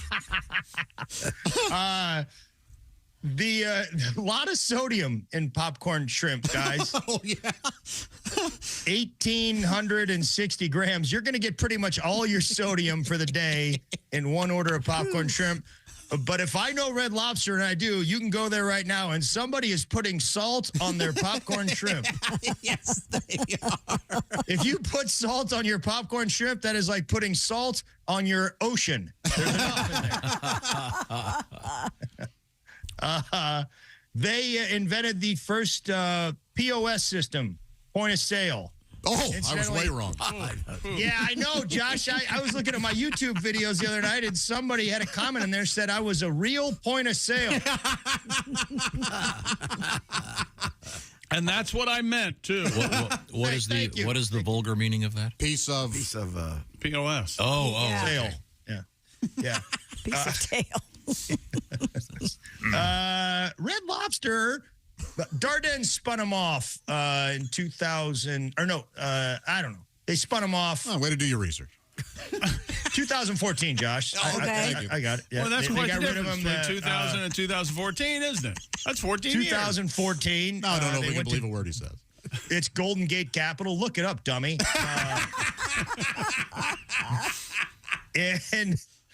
And before they did, though, they were working on the world's first lobster farm. It was a 23,000-acre lobster farm. It was going to be in Malaysia. Now, I see a lobster in bib overalls driving a tractor. Yes. With a John Deere cap on. Welcome to the lobster farm. He takes his claw and tips his straw hat to you. Pincer high before the 4th of July. Is he planting cheddar bays? Yes. Welcome to the lobster So farm. what happened to the lobster farm? Well, I think it's sort of once Darden spun him off, it kind of lost a little bit of steam. There was some controversy Lobster because farm lost steam. Huh? There you go. Yeah, you can't help himself. They were talking about having lobsters down there that were not Maine lobsters. They were actually rock lobsters, which are rock lobster. they only have meat in the tail. Can I hear somebody singing some B-52s? Yeah, of course. Yeah, rock lobster. Number 147 on Rolling Stone's greatest rock and roll songs. I can't believe it's in the top 500. I love that song, but that's crazy. Yeah. So does a rock lobster refer to a girl with a big butt, meat in the tail? Right? Is that what? I don't know. It does now. That's not why they did it. Apparently, they were playing at this place called Club 2001 in Atlanta, and there were they didn't have a budget for a light show, so they had slides behind them. And one of the slides was lobsters on a grill, and they just started riffing on rock lobster. No kidding. Yeah. The world was never the same. Tom, get this. You turn your nose up at rock lobster. That song inspired John Lennon to start recording music again after he'd been off for 5 years. Wow. Why? He thought of fish craps selling. He thought it sounded like Yoko, actually, I think. Maybe I should start again. Red Lobster's not without controversy. Inside Edition came after him back in 2016. Those sons of bitches. Yeah, the lobster bisque, guys. Inside Edition did some DNA testing, and they found out that it was not all lobster. It was also Langostino. Oh, I like the Langostino. That's one of my favorite Billy Joel songs. Langostino? Langostino. You know what I'm talking about, Pat? No. Los Angelinos. Never mind. Oh, from the second album. Yes, I do. Great song. Great song. Oh, the one that was recorded at the wrong speed? I That was thought the you'd first like one. that one. Yeah. Never mind. What is Langostino versus lobster? They're little Langostino tiny. looks like a mini lobster, but Yeah. it is a different species. Sounds like a UFC event. Yeah. I can only hope. Langostino versus Langostino. Still delicious. Yep. I can only hope. Greg, do you remember there's a thing a couple years ago, the New York Times did DNA testing on like the most expensive restaurants in New York, and half of them had their fish wrong. Yeah. They would say it was one thing and it was actually I think something I remember else. you talking about that. Yeah. I mean, so it's not just Red Lobster. But if there's some lobster in it, it's still lobster bisque, right? Right. Yeah, exactly. That's what lobster. Red Lobster sort of said, "Hey guys, luck of the ladle. You just gotta, Yeah. you know, Luck of the ladle tonight. Yeah. This has been the most weird referencing of all time. We've got a reference to Billy Joel's Los Angelinos. A little bit of Luck Be a Lady. I had never had Langostinos till I went to my Red Lobster, and I loved them. I've had Langostino mashed potato. In fact, I think at Red Lobster, yes. Oh, really? They have the Langostino mashed I've potato. had enough of this report. How could you say that? What's wrong with you? we haven't got to some of the most We haven't even gotten important to things the here, cheddar Chick. bay Well, can we come back with part 2, Greg Warren? Oh, yes, part Please? 2. Part 2. Part 2. Sure. Next week or after the commercial? After the commercial. We'll come back in a minute with it. I don't know what he has going on. Greg, maybe you can adjust your background because it's throwing us off. No, maybe Becky's coming over to, Get out her. Clean the nooks and crannies Shouldn't of your have heart. mentioned Becky. Should have never put her through this. Is that her real name? Yeah, like an idiot, I gave you her real name. You think you would know by now? It's Becky Langostino. Funny enough. Right now, I want to talk about Simply Safe, the Yes. do-it-yourself. Best home security of 2023 by U.S. News and World Report. We trust Simply Safe in our homes and recommend it to everybody. Here's why we love it. Simply Safe is comprehensive protection for the whole home with advanced sensors that detect break-ins, fires, floods, and it's powered by 24/7 professional monitoring costing less than $1 a day, half the price of traditional home security. Simply Safe prioritizes your privacy. That's why their indoor security cameras are the only ones on the market with physical privacy shutters to ensure your privacy 24/7. Satisfaction is guaranteed. Try Simply Safe for 60 days risk-free. If you don't love it, return your system for a full refund. Keep your home and family safer than ever in the new year. As a Bob and Tom Show listener, you save 20% on your new system with a Fast Protect plan just by visiting simplysafetom.com. Customize your system in just minutes at simplysafetom.com. There's no safe like Simply Safe. Real quick, I like to narrowcast, as you know, Josh. I'm just going to talk to a handful of people. Make sure that if you've got a sump pump situation in your house, make sure you put an alarm on that baby. Thank you, Simply Safe. I've actually was on this show one day and my phone buzzed. Oh, my basement's flooding. Fortunately, I was able to immediately take care of it. Bunch of great stuff. Be sure to get that carbon monoxide detector. Important stuff for your good health and the good health of your home and your housing situation, even if you live in a condo just like Greg Warren. We're coming right back. This is the Bob and Tom Show. Just got to get a hold of it.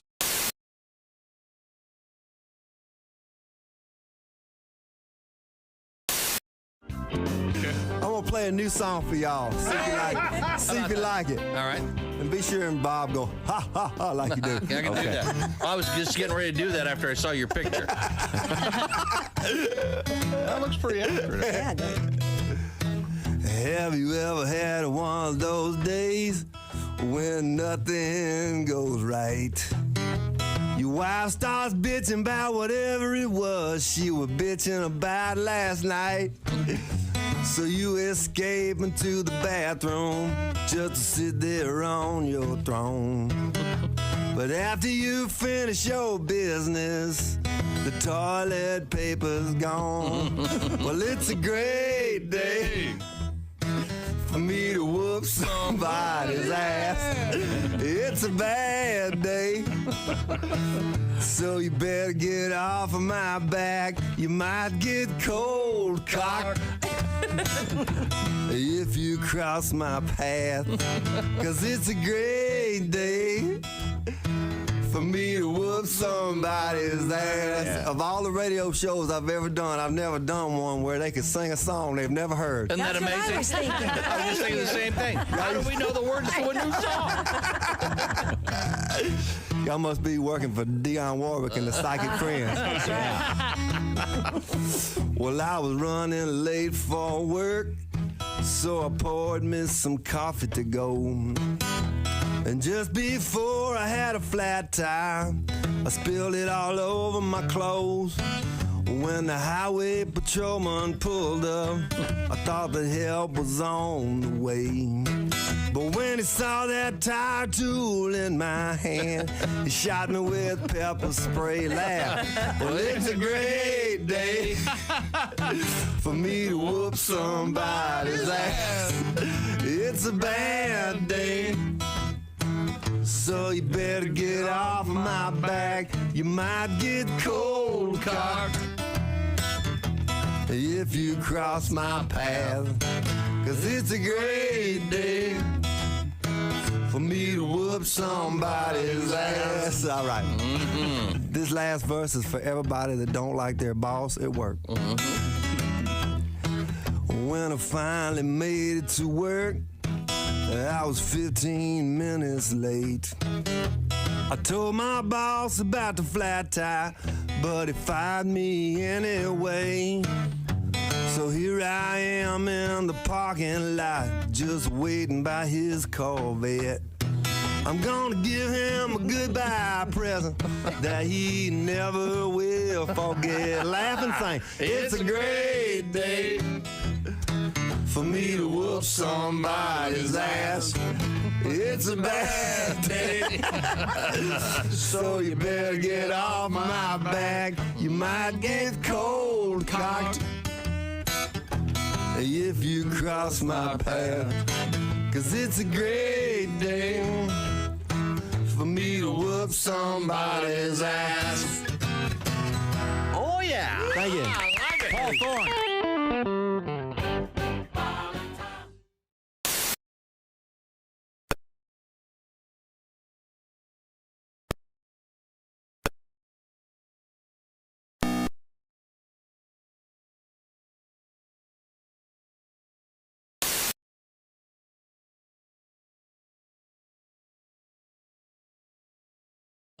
I have jock itch and a really bad case of indigestion. Have you taken anything for it? That's just it, Tom. I don't know what to take. Here, try one of these. Okay, you're the doctor, but what is it? It's the only medicine you can take that relieves both painful indigestion and pesky jock itch at the same time. What's it called? Bob, it's from the people who make Tums. It's called Scro-Tums. Tom's right, Bob. New Scro-Tums can relieve indigestion and jock itch in just minutes. Hey, feeling better, Bob? Oh, like $1 million. Let me buy you a beer. Great. And how about some nuts? Thanks. Yes, thanks to Scro-Tums, Bob can have a handful of nuts without attracting disgusted stares or worrying about a bad case of indigestion. Scro-Tums, the only product on the market that relieves jock itch and indigestion at the same time. Get your hand out of the front of your pants, put it in your back pocket, pull out your wallet, and buy some Scro-Tums today. Just look for the fuzzy little bag the next time you're at the drugstore. Scro-Tums from Frigamall Pharmaceuticals, the same people who brought you the product that relieves painful corns on your feet and itchy hot hemorrhoids. Cornhole H. Right, Bob? Rightio. Bob and Tom, 24/7. I travel a lot. It tends to mitigate. And also, it comes out more when I'm drinking. And since this is a morning show, that was tough. Okay. I think I'll get my own cologne. I will. It'll be a smell maybe of bourbon sweat and marijuana. Just to cover up the smell of bourbon sweat and marijuana. I want to be fresh and smell good. It smells too much like bourbon sweat and marijuana. Hope, the pleasant fragrance. Yes. Brought to you by Dude. Dude. Relax all. If you want to drink, we have a sales department here. Do we ever? There's plenty of alcohol down I the love hall. drinking. I get sick and tired of being bossed around by bourbon every night. These voices in my head. Punch that guy. Have sex with that girl. Eat that burger. Pee here. Turn left. Figure it out myself.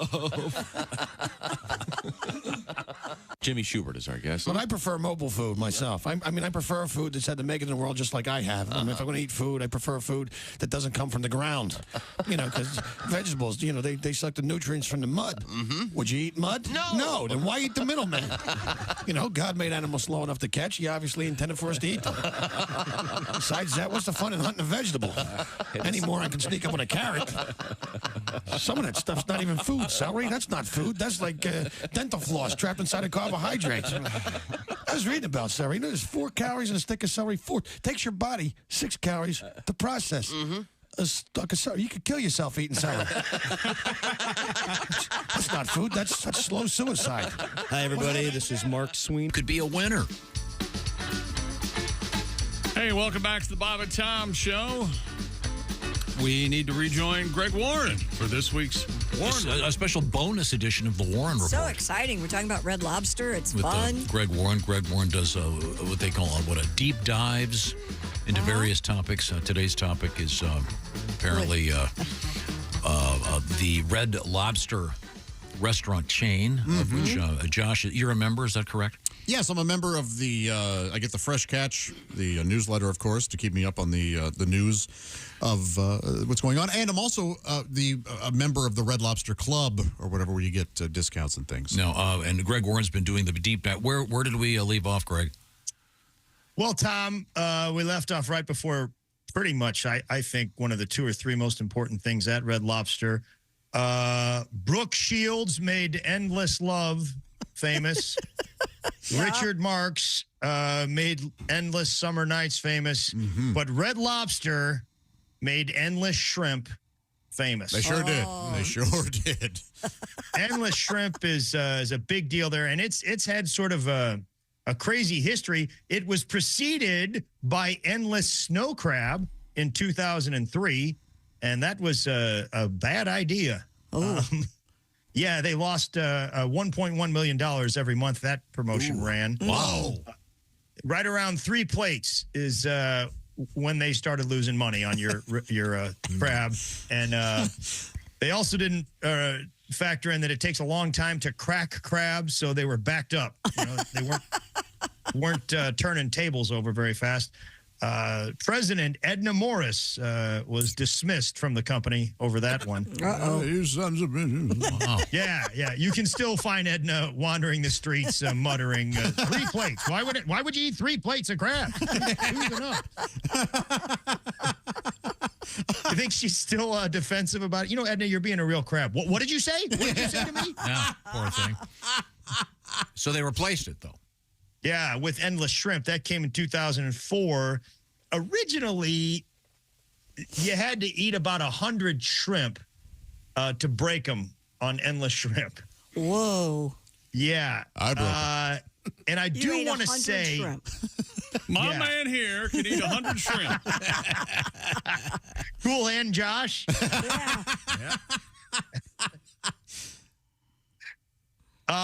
It is endless. It is endless.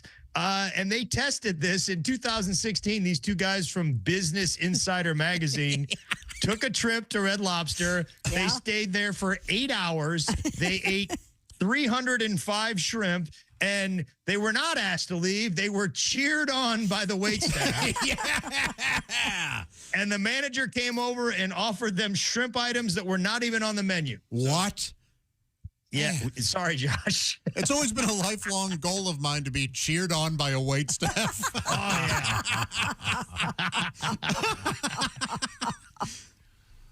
I wonder what those shrimp items were. Man. Were they? It used to be like Did it have to be once in a- fried shrimp? It's several items. It's the Parrot Isle Jumbo Coconut Shrimp. Oh, yeah. Those almost taste like favorite donuts. shrimp. Yeah. Waltz is very good. It's butterflied and fried. Oh, it sounds good. Garlic shrimp scampi. Sure. And wood grilled shrimp skewers. Yikes. That's very good too. And they start you with 2. You order 2 of those items, and then I think they bring you one item continuously. I know how endless shrimp works. Explain it to us. But that's not. It's not breaking their bank. They're fine now. Yeah. Well, here's the thing. It used to be like a special occasion, and then it went weekly in 2020, I believe. And then just last year, they went, it's permanent. It's permanent. What? And it did. Yes, Josh. And it did break them. They lost a bunch of money third quarter last year, and they had to take Endless Shrimp from $20 up to $25. At $25, I think they make money on it. All right. But they didn't get rid of it.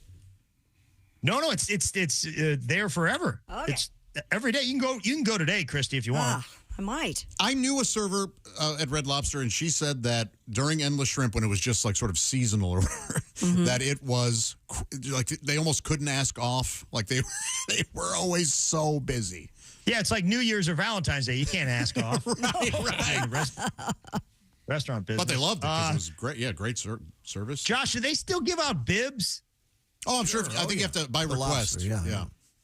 Yeah, I've been to Red Lobster, and I've seen that. You know, they got the Red Lobster on the bib, and I've seen some of the clothing that these people are protecting, and the bib is nicer. Is nicer. Yeah. It's Do you bring your more own? valuable. Do you bring your own bib from home, Josh? I do have my own bib. Yes, it's very nice. Much like you have your own pool cue. Yeah. Josh, I know you're a big Cheddar Bay man. When did they introduce Cheddar Bay biscuits? Oh boy, I'm going to say 1997. Not bad. 92. Oh, okay. All right. Yeah. Real bad. Yeah, it was those are invented good. by a guy named Kurt Hankins. He was an executive chef over there. It was an alternative to Hush Puppies. The original idea was Texas toast. Oh. Not a bad choice either. No, big fan of Texas toast. Too. But But the slots on the toaster were too small, so it was Texas bread. That is silly. So they tried to jam them down in there, and they turned into biscuits. Yeah. Okay. Remember that would have been funnier. Thanks, Jed. Josh, how many biscuits per table? 2 per person. Nope. 1 per person? It is 1 per diner plus 1 extra. I don't know why they do that. Just to cause fights. Wow. Yeah, it's just cause fights. Yeah. Can you buy more? You can buy more, obviously, right? Well, you can just ask for more. Yeah. They'll bring you more. Yeah. Bring you as many as you want. Oh. Chris Rock was a dishwasher at Red Lobster. Oh, really? Cool. Nicki Minaj got fired from several Red Lobsters. She was like famously working at Red Lobster. Yeah. Yes. Yeah, she chased a customer down in the parking lot because he stole her pen. I think she got fired for that. Which I'm on Nikki's side on that. I don't like pen stealers. No. I know you didn't steal my pen. That's my Nicki Minaj. Thank you. I would let Nicki Minaj beat the hell out of me. No kidding. All right. I mean, just to be that close is fine. Whatever she wants to do. Okay. I think Nicki Minaj could beat the hell out of you. I have no doubt, and I would love nails it. freak me I'm out. fine with it. Yeah. Beyonce mentioned Red Lobster in her song Formation, and they experienced a 33% increase in business. Holy cow. Man. Yep. There was also an internet sensation where people were taking the chicken from Chick-fil-A and putting it on Cheddar Bay biscuits. Oh, my God. Oh, that sounds good. Wait a minute. Josh, what do you think? Josh is leaving right now. Josh is leaving. He wants to be first in line. That's a pretty darn good idea. Man, that is huge. I love that combination thing where you take 2 restaurant items and put them together. I'm a big fan. Is that your closer, Greg? And that is the Warren Report. Okay, thank you very much, Greg. You've Warren, been by reported. the way, Very nice. starting, it's going to be Saturday in Williamsburg, Virginia. Yep. At the Kings Mill Resort, and it's my understanding you're going to dress like a resident of Williamsburg 250 years ago. Is that correct? A colonial garb? Oh, absolutely. Yeah. Okay. What did they wear? I'm gonna dress like a British soldier from back then. Start a revolution, are you? You'll get booed. Other gigs coming up include Wednesday, February 14th through the 17th at Comedy Off-Broadway in Lexington, Kentucky. Then it's the Dayton, Ohio Funny Bone. Friday the 23rd and Saturday the 24th of February with Greg Warren live in person. He's great live. I highly recommend his shows. Thank you so much, Greg. Guys. See you, Bye, Greg. Greg. It's We very are coming fun. back with, are your sexual preferences shaming you? We'll find out. This is the Bob and Tom Show. Reach us toll free at 1-888-BOB-TOM-1 or at bobandtom.com. This is the Bob and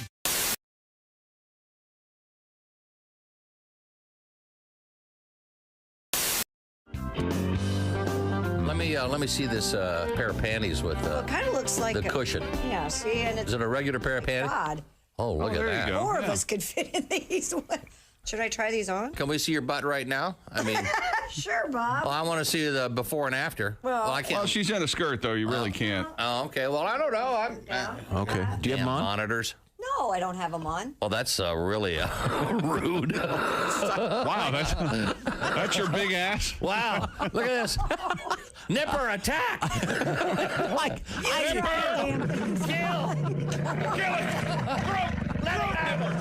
Get him, Do you have them on? No, your ass looks very nice. You don't need to put them on. That's not what you That's not what you said. No, You see, implied she had a big ass. now All right, we need a before of Christy's butt. Take as long as you like, Dean. Come on, smile. now do you just put them on? Are you going to put them on? Can you? Oh, remember, can, Christy, the padding. put 'em on right the now. padding goes in the back Yeah, now. make Remember sure you that. do it Just right. like pant. Oh, she's She's gonna, slipping them right on. So, Magic trick. okay, wait a second. No, she's slipping a them. magic She has a trick. skirt on, so she can just put them right on. I didn't know we were Okay. Dean, get some of that while you're at. Come on, Dean. You're not wearing. Come on, Dean. Are you wearing hose? Come on, what are you, queer, Dean? You're not wearing hose, are you? Women that wear hose. No, are you wearing? But are you wearing traditional panties right now? Yeah, boring. Okay. It's Friday, yes. Okay. Yeah, just boring, ugly. No, I mean, but you do have panties on because those haven't been laundered. You might get some. So do you. Come on, Dean. Make love to the camera, Christy. Go for it. Okay, now she's slipped. You can't. Let's allow a little bit of dignity. Christy Lee is now slipping on the booty pop Okay, where's the cameras? panty augmenter. What does it say on the? Okay. Okay, now let's see. Now, all of a sudden, you got those on, so now she's got the padded. I'm Hold curious, on. if you sit down, do you feel the big cushion? Is it like being on a No, that's me. on lawn furniture? Oh, Oh yeah! Oh, baby's got back. Oh wow! Looks like you've Let's got. take a look at that. Oh my God! It looks like you've got a huge ass tumor. You have shelf ass. Nice. So step out from behind the monitors. Okay. Let's see what. Oh yeah. Oh my God! Yeah, look at that. she's got baby's got back now. Well, that really does pop them out It there. it really accentuates the backside of your backside. Oh yeah. Oh, that's. Look at that. The airport has got like magical powers. The airport's the only place where like you could be on the floor eating a salad and somebody will come up to you and ask you to watch their most precious things. You know, like, can you watch my back and my kid? Name A. Jackson, slot 32B or whatever, and you just go find your car. And I went there, and 29, 30, 31, and then there's no 32. It just started with another rental car. It's like, I know I can't ask, like, where's 32 after 31, because they might not let you take the car, Eventually, I went and asked, I was like, hey, ma'am, there's no 32. There's just budget. And she goes, oh, we merged with budget, so that's an Avis car, so just take that. I should have just taken the car on the off chance that there was a corporate takeover or whatever. And then maybe drive to somebody's house and break in and go to bed and hope it's an Airbnb. What are you talking about? Like, the Olympics are my favorite 4 years. It's because they give that stat every 4 years about how many condoms they hand out at Olympic Village. This year, we gave away 618,000 condoms at Olympic Village, and every time I hear that stat, I'm like, why? Those are our best people. We told that kid would be perfect. It'd be good on the land and the sea. It'd be like a first human Range Rover. What do we... How about we start handing out condoms at Storage Wars meet and greets? I'm a basketball fan, and they said, like, if everything works out perfectly in the next 3 years, LeBron James and his son will be in the NBA at the same time. I was like, no, that's cool. But then I did a little math of my own, and I figured out that in 6.5 years, me and my daughter's student loans are going to overlap.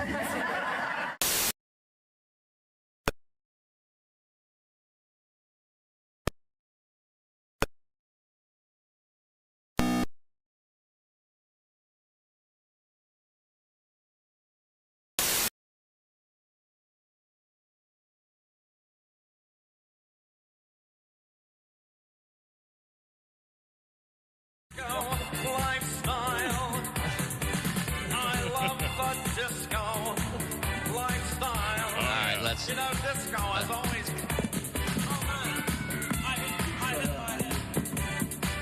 Man, I have lost my eye. Oh my. Okay. Popped out. Lost my eye.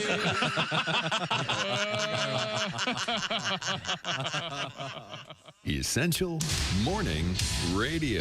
All day and all night. Some like Bud, some like Schlitz, but for me, it's Bob and Tom Radio. There's a trend that I've been noticing in watching the news that who are these people that protest death row inmates when the prisoner wants to die? The word nosy comes to mind. It's inhumane. It's inhumane. Oh, yeah, because he was real human. A lot of humans keep a freezer full of heads. They're so self-righteous out there on the picket line. Stop the killing. Stop the killing. No, I think you're missing the point here. He wants to die. State wants him dead. Families want him dead. Oh, but you want him to live. Fine. He can live with you. And when he's done drinking soup out of your skull, dabbing his mouth with your peace pamphlet, We'll come by, put a bullet in his head, and the world will have 2 less psychos to worry about. Oh, yeah. And the sign said anybody caught trespassing will be shot on sight. So I jumped over the fence and yelled at the house, "Hey, what gives?"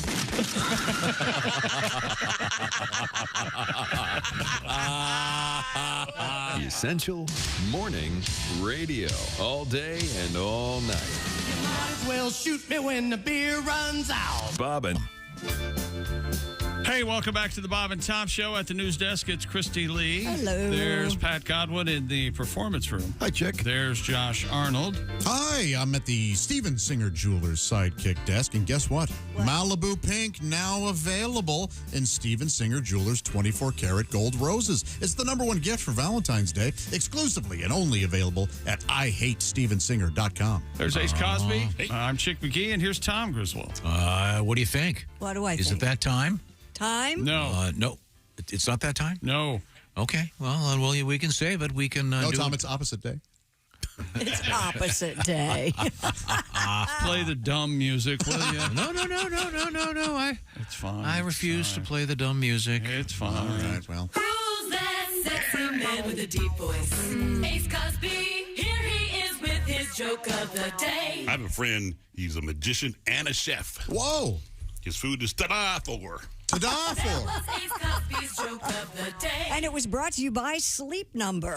That's right. Sleep at the next level. Save 40% on the Sleep Number Special Edition Smart Bed for a limited time. Only at Sleep Number store or at sleepnumber.com. His food is ta-da for. Yeah. He's a magician and a chef. What a great joke, Ace. You're still laughing, Chick. Are you laughing on the inside? Am I? Okay. I certainly enjoyed All it. right, I must be confused about what laughing is, but all right. Well, now we have Christy Lee at the news desk. Speaking of beds, there's a new poll out there that found 1 in 7 people are concerned about being shamed for their preferences in the bedroom. Oh, no. According to the survey of 2,000 adults conducted for the sex toy company Lelo, 2/3 of respondents said they would have an easier time sharing their in-bed preferences to someone they will never see again. I see. Okay. So, Kinky stuff, apparently. but you said 1 in 7, they're concerned if they were to bring this up, it would freak out the other person. Is that what Yeah, you're saying? 1 in 6 respondents who are in a relationship said their current partner does not even know all of their turn-ons. Oh, you got to tell them. 74%. What if the turn on is somebody else? It turns out I have a fetish for your sister. Ooh. Yeah, you want to keep that one to yourself. 74% said they would be vocal about what they prefer in bed. The top Now, turn-ons. and Josh, you're a big fan of this. Yes, communication is key when it comes to sexual relationships. communication is key. See, Chick understands. I know everything about all this. You've never hesitated to inform one of these young ladies. Oh, for God's sake! What bizarre? Yeah, I mean, first off, I'm not really into anything bizarre. As you're putting on a pair of ski boots in the middle of the night. Again, that's not bizarre. In an apartment complex. It's, now, some may consider the fact that I wear them on my hands bizarre. That would be bizarre. Well, I've never had any complaints. Second base a little rough.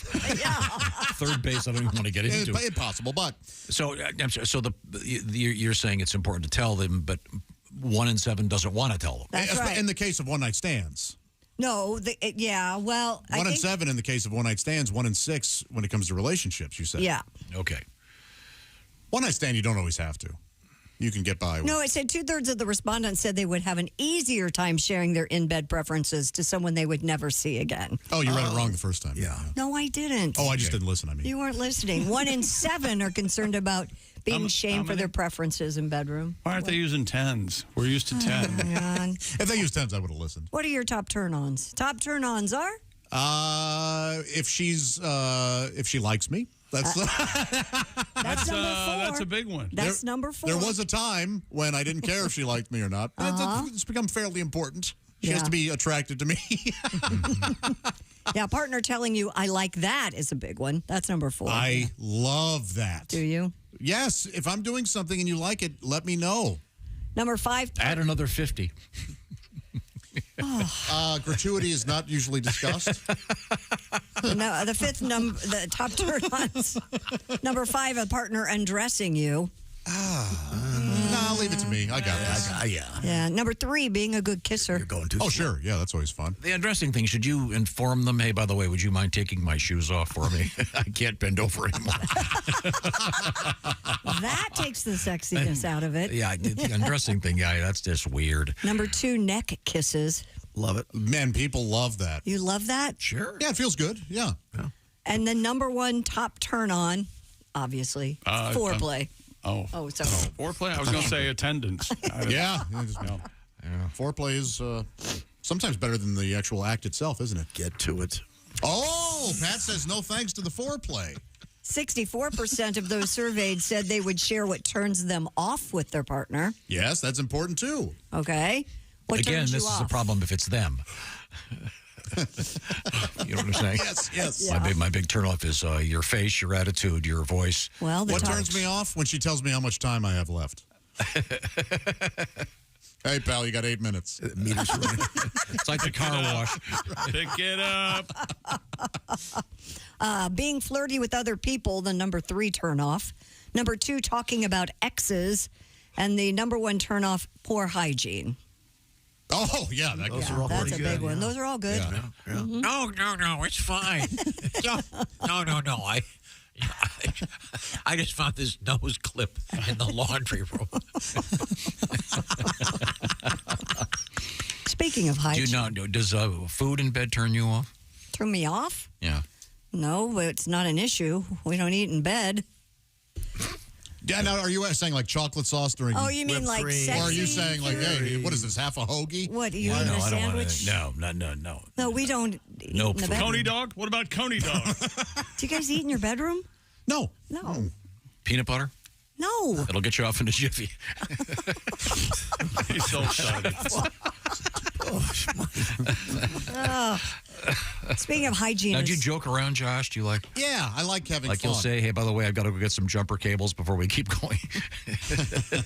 You joke around in the bedroom? Yes. Don't you like having fun trying to keep it light? No, it's all serious. That's right. Just say the wrong word and everything collapses back. Treat it like a hostage situation, right? Very serious. Yeah, no. Yeah, do you ever watch the erotic videos with the ladies? I have once, but it was totally unnecessary. So we just stopped and The erotic video. yeah. But if I were with a woman and she said, "Hey, why don't we watch a little Dirty movie? Yeah. Well, do you have anything sure. about stepsisters who get their tops caught in couches and have to be? Are you trying to give me an erection? Will you shut up? What is it? Sister cotton sleeper bed? It has to be stepsister. Didn't you say that was like the number 1 category? Stuck porn is a big Stuck porn yeah, and, big and category. stepsisters, weren't those like 1 and 2? Yes, yeah. Any sort of step relation is. Also, Oh God, that's awful. isn't that something? Is it legal for step siblings to do it? Of course. Why wouldn't it be? All right. They're not. But apparently, it must be just what's the word I'm looking for? Some so erotic that it's the number 1 porn category. Must be taboo enough, but not Yeah. illegal. Yeah. Is it illegal for a brother and sister to do it? Illegal? Illegal? Yeah. Is it illegal? I don't think it's illegal. It's got to be, right? There's a law that says you can't bang your sister. You don't even I have any think sisters. morally it's wrong. Is it a law? I think it probably biologically is. It could be. Boy, that'd be a Incest, right? Hell of a Incest. Thanksgiving. Incest is against the law, correct? I would think so. Yes. I'm not sure. Huh. Let's give me the teaser, Christy. Oh boy, we're gonna not talk about that anymore. We're going to talk about dating apps again. We have a couple of stories on that. Madonna's being sued, and Winston Churchill back in the news. Oh, that's a great story. Okay. And Chick and I can argue about that movie. Oh, yes. But right now, there's no argument here. Earlier in the show, there was a little dining event that was taking place. That's right. We were eating some delicious Gardner's Wisconsin cheese for breakfast. Josh, you're the man. Tell me more. Well, I brought in some of that smoked bacon cheddar that I was enjoying over the weekend. And when I can't have this in my house anymore, I'll eat it all. Artisan meats, quality cheese, the freshest curds you've ever tasted. I'm talking fresh. They're famous squeaky curds. They come in white cheddar and garlic dill flavor and a very special flavor I'll tell you about in just a second. They're made fresh in the morning, most often delivered to your doorstep in about 48 hours nationwide. Gardner's Wisconsin cheese has that amazing oven-baked cheese. It arrives pre-baked. You can kind of see that it's already browned on the top. You just heat it and eat it. Grill it, skill it, air fry it. And check this out. They have a new oven-baked cheese flavor, jalapeno. That's right. Ooey gooey spicy cheese. Boy, if that's not perfect for football time, I don't know what is. Jalapeno now available in their oven-baked bundle package. Try everything. A brand new limited time flavor of Gardner's Squeaky Fresh Cheese Curds has been announced. It's available now, but it's only available through 23rd of January. What's that special flavor? Honey barbecue cheese curds. My goodness, get yours today before it's too late. Don't miss out. Check out all the flavors at GardnersWisconsinCheese.com. Try them. You really will see the difference. I know Oscar and I were talking in the green room. He was like, I can't believe it. I've been doing cheese wrong for all these years. And I said, that's exactly what I said. Stop curbing what I tell you. And then he said, oh, by the way, I've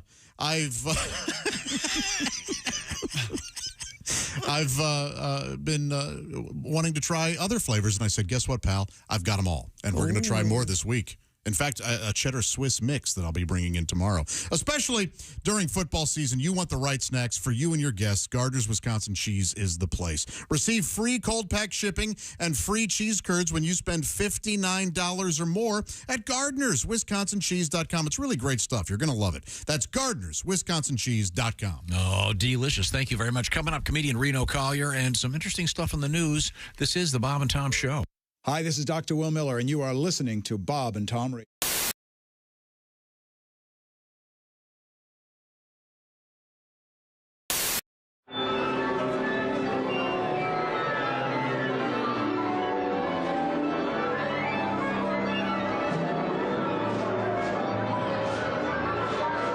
Hey, Bob and Tom, this is the Static Shack. This is a real recording studio. All this stuff is paid for, and this is basically where bands come in, record their tapes so that they can play their tapes on the radio and stuff. I could have had a recording studio. It's nice, too, but I got a boat instead. And my band's coming here. What? Can I get some help, man? Dusty, I'm the lead singer. I mean, I'm kind of busy, plus I'm taking my break now. If you need help, I'll get a girl to join the band. Basically, you have to have an audition couch in a studio. It's state law. That way, anybody that comes in knows that they're trying out, knows it's going to be a fair chance. I'm basically auditioning backup singers right now. Just call my pager. Pretty sure we can make it happen. I swear to God we can. This is my favorite part of the recording studio. Not every band has this. We got Goldschlagers. Look at that Goldschlagers. We got Funyuns, and we got Jaegers. It's the lead singer salad bar. I love Goldschlagers. Goldschlagers is basically the only liquor invented that looks like it has goldfish turds floating around. But the fact remains, that's 14 karat gold. But you drink all of this, you can crap a promise ring. Bob and Tom, this is called the Control Panel Console Operation Board. I probably know more about this stuff than anybody I know of. Me and Angel Skinner did it on here once. I swear to God we did. We had to stop, though, because her butt kept getting feedback.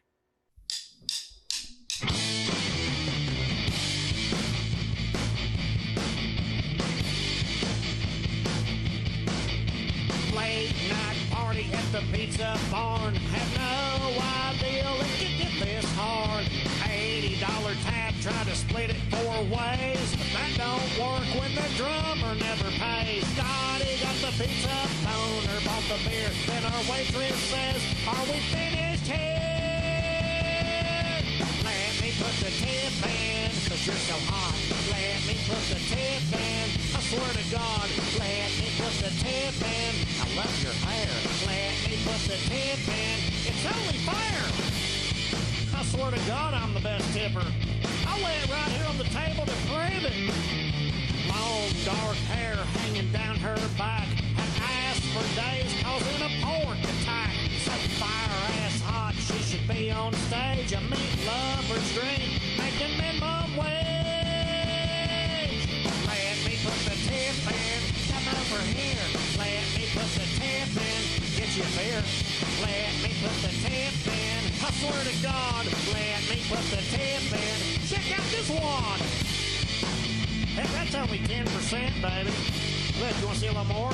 There's 20% right in your face. I swear to God, you have to accept my tip. It's state law. Now, when I know how to set the mood, baby, how about a guitar solo? No, not the whole thing, just the tip. Scotty Winkler!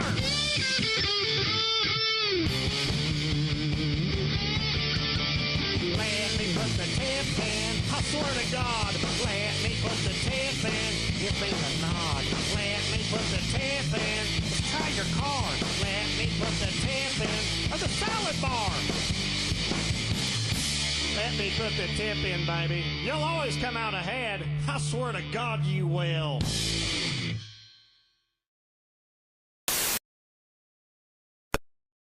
Tell. Look at the size of that wad in your mouth.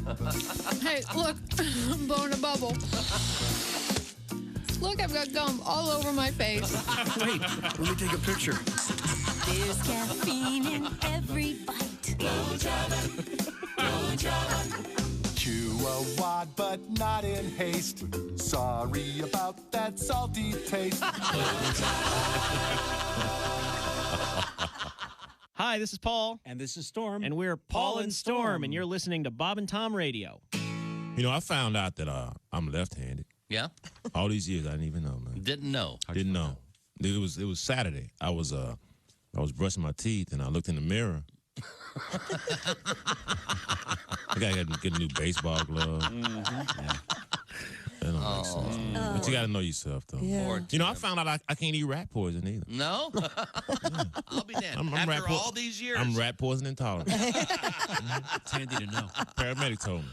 He said, stop eating rat poison. So, you know, I quit. It was tough, though. It was tough. I had to go on the patch, you know. But thank God for the patch, man.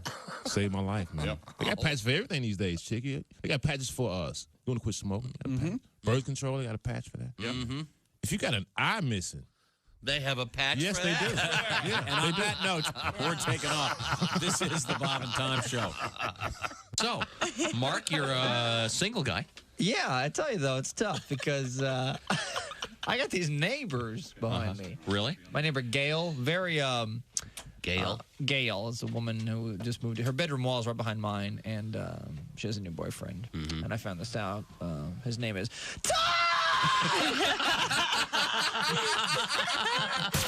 You're listening to Bob and Tom Radio. 24/7. Hey, welcome back to the Bob and Tom Show. I think it's time to check in with our buddy Reno Collier. Is that right? Hey, Reno. There he is. Comedian Reno Collier joins us from, I'm not sure where. Where are you, Reno? I'm back home in Murfreesboro. All right. Is this a different room? Man. You've moved your computer? No, I got a new phone and none of my plugs work. Like the headphones and the mic and everything. I don't know. We can see you. It's just there's a different background, so it's going to throw us a little bit. Yeah, I'm sorry. So you're on your phone. Fine. Then. Yes, sir. I'm on my phone. Oh, okay. All right. Yes, sir. Are you wearing? Just got back from. Go ahead. Go ahead. Where are you? I just got back from Somerville, South Carolina, and it was both shows sold out, and there were so many Bob and Tom fans there that were like, "You've got to tell everybody we love them." Oh, I was like, "I will." All as soon as I get on the air Monday. Very nice. And it was, yeah, man. It was so cool because I didn't know. I love this show on Patrol Live. Oh, where right. they go to Yeah, they go to 8 different police stations, and then they film them chasing people down. And Somerville's one of those towns. So after the show, these guys were trying to get me to drive around and find the film crew because my wife was watching it at home, and I wanted to be on it. It was kind of cool, you know. Yeah, we had the guys from Cops on years ago, and a couple of my takeaways. One of them was, I said, well, what if someone says to you after they've, filmed themselves getting arrested, et cetera, that they don't want to be on TV? And he goes, it's never happened. Oh, people love they want to be on TV, of course. And he said, whenever they'd go in to arrest somebody, they would always, as they're being cuffed and taken out, they'd always say, look at my big screen TV. They're very proud of them. That's always stuck with me. My wife won't watch it with me because as soon as they start to pull someone over, I'm like, let that dog eat. Put the dogs on them. You know? Dogs. She's like, it's a traffic violation. I'm like, I know, but that dog, let him eat. Well, we were just discussing an interesting aspect of adult interpersonal relations in the bedroom. And the essence of the survey, Christy, is that people don't really tell each other what they want a lot. No, they're afraid to admit to their partner what they really want in bed. About 1 in 7. Are you one of those people, Reno? Well, my fantasy is that I'm a long-haul trucker and my wife is a waitress in a truck stop. And I tell her all the time, but she won't get the uniform. I know. I've already got the clothes to be the long-haul trucker. She just has to kind of mold in. You know what I mean? I love it. What is your policy on food in the bed? Oh, I eat. Do you? You eat in bed? Not like a ham sandwich, but what will you have? There's dots and stuff in my okay. Are you really? Are you talking about while we're doing it? Or No, if there's food in the bed, I don't know. I can't stand having food in the bed. Yeah, my dog eats in the bed. He eats those bones, and they crumble up, and it feels like my skin's getting exfoliated when I slide in between the sheets. See, having a dog in the bed is something I don't approve. No. That sounds like you have a lovely home, Reno. Dust in your bed. What about food during intimate relations? Like chocolate or whipped cream or peanut butter. Yeah, peanut butter is weird because you can actually put the Peter in Peter Pan. No, peanut butter in the bed. Your dog is going to be in the whole bed. time. Yeah. No, thanks. I'm not a food in the bed guy. Fair there enough. was that movie 9.5 Weeks that when I was younger that started that. Mm-hmm. I don't know if it started it, but it made everybody talk about it. Sure. But they were just hanging out next to the fridge. They were just hanging out. Yeah, very they were small just set. hanging out. They weren't in bed. Well, we can either unplug it or. I see. Well, before we let you go, I thought we would do a couple quick news stories. Christy, you've teased a couple things. What do you got over there? A set of false teeth worn by Winston Churchill during World War II is going up for auction. According to the Cotswold Auction Company, Churchill lost several teeth when he was in his 20s and always carried 2 sets of dentures with him. He had several sets of upper dentures mounted on gold that were specifically constructed to maintain his natural lisp, which is interesting. Auction house director Liz Poole said this set, going up for sale next month, was designed by Churchill's dentist, Dr. Wilfred Fish, and made by technician Derek Cudlip. The false teeth are expected to fetch up to $10,000.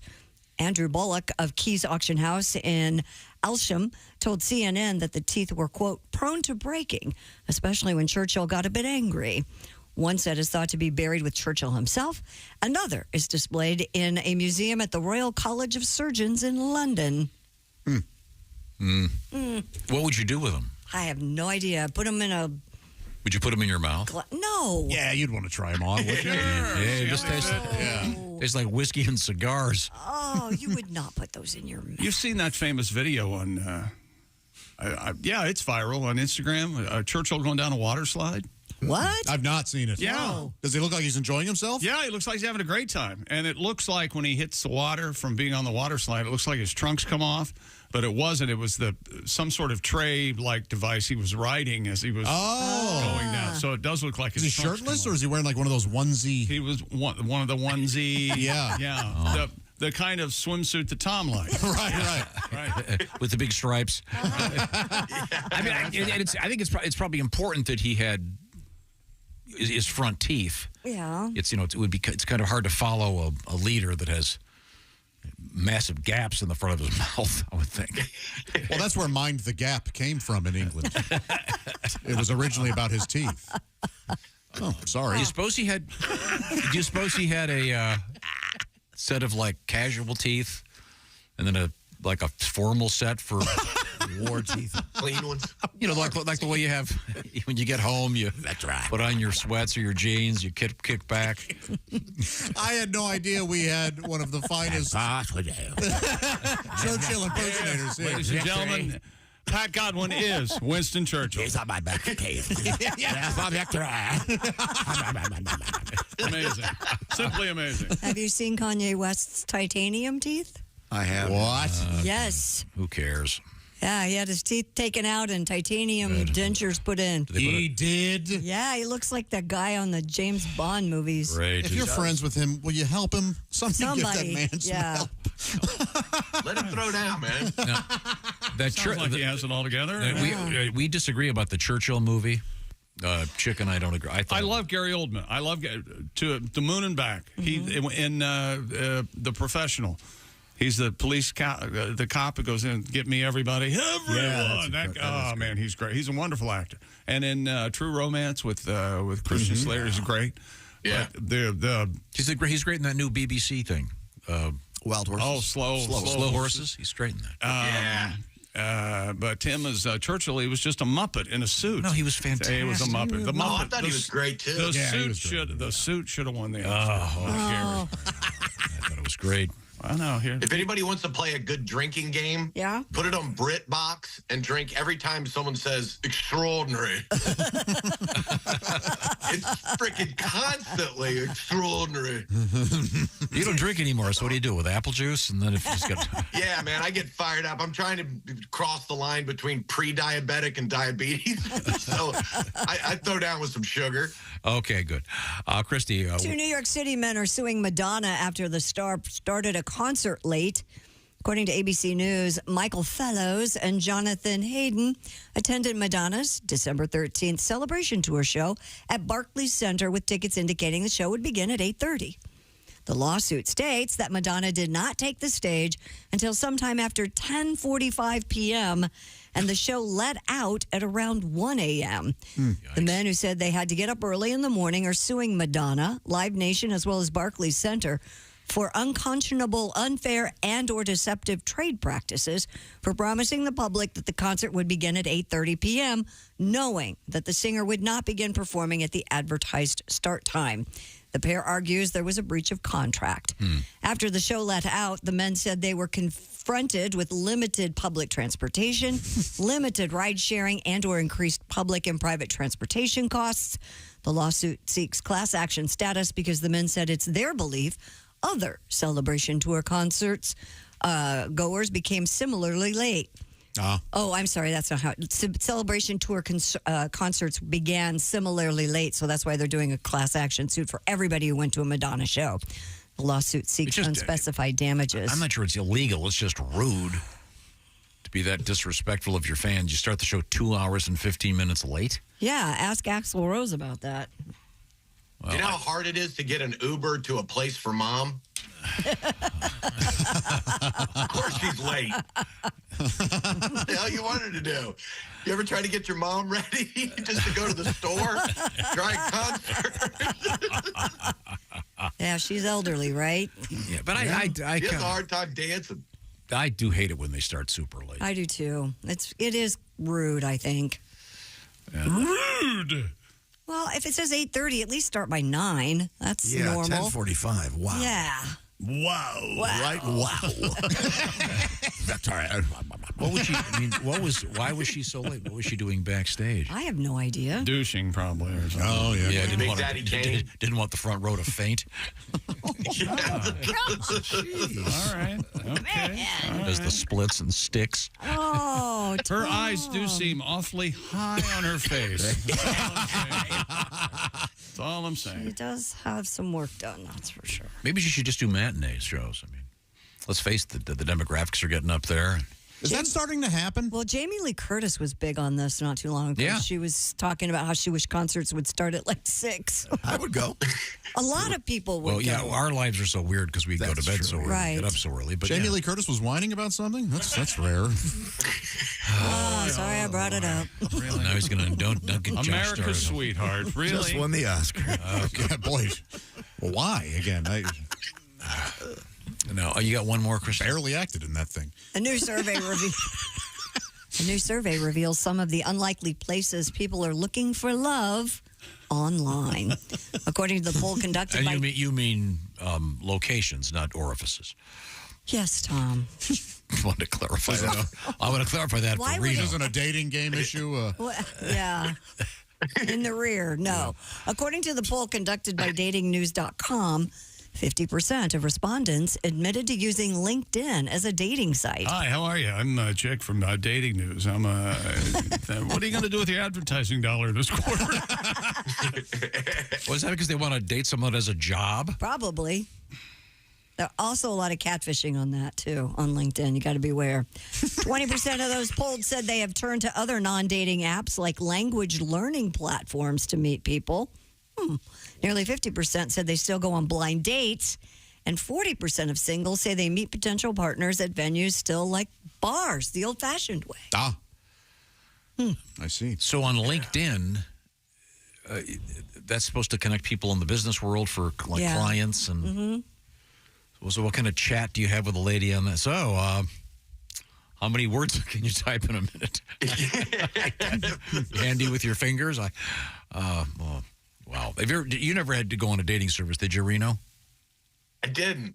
No, it's I never tried it. I never. If you had to, it still seems.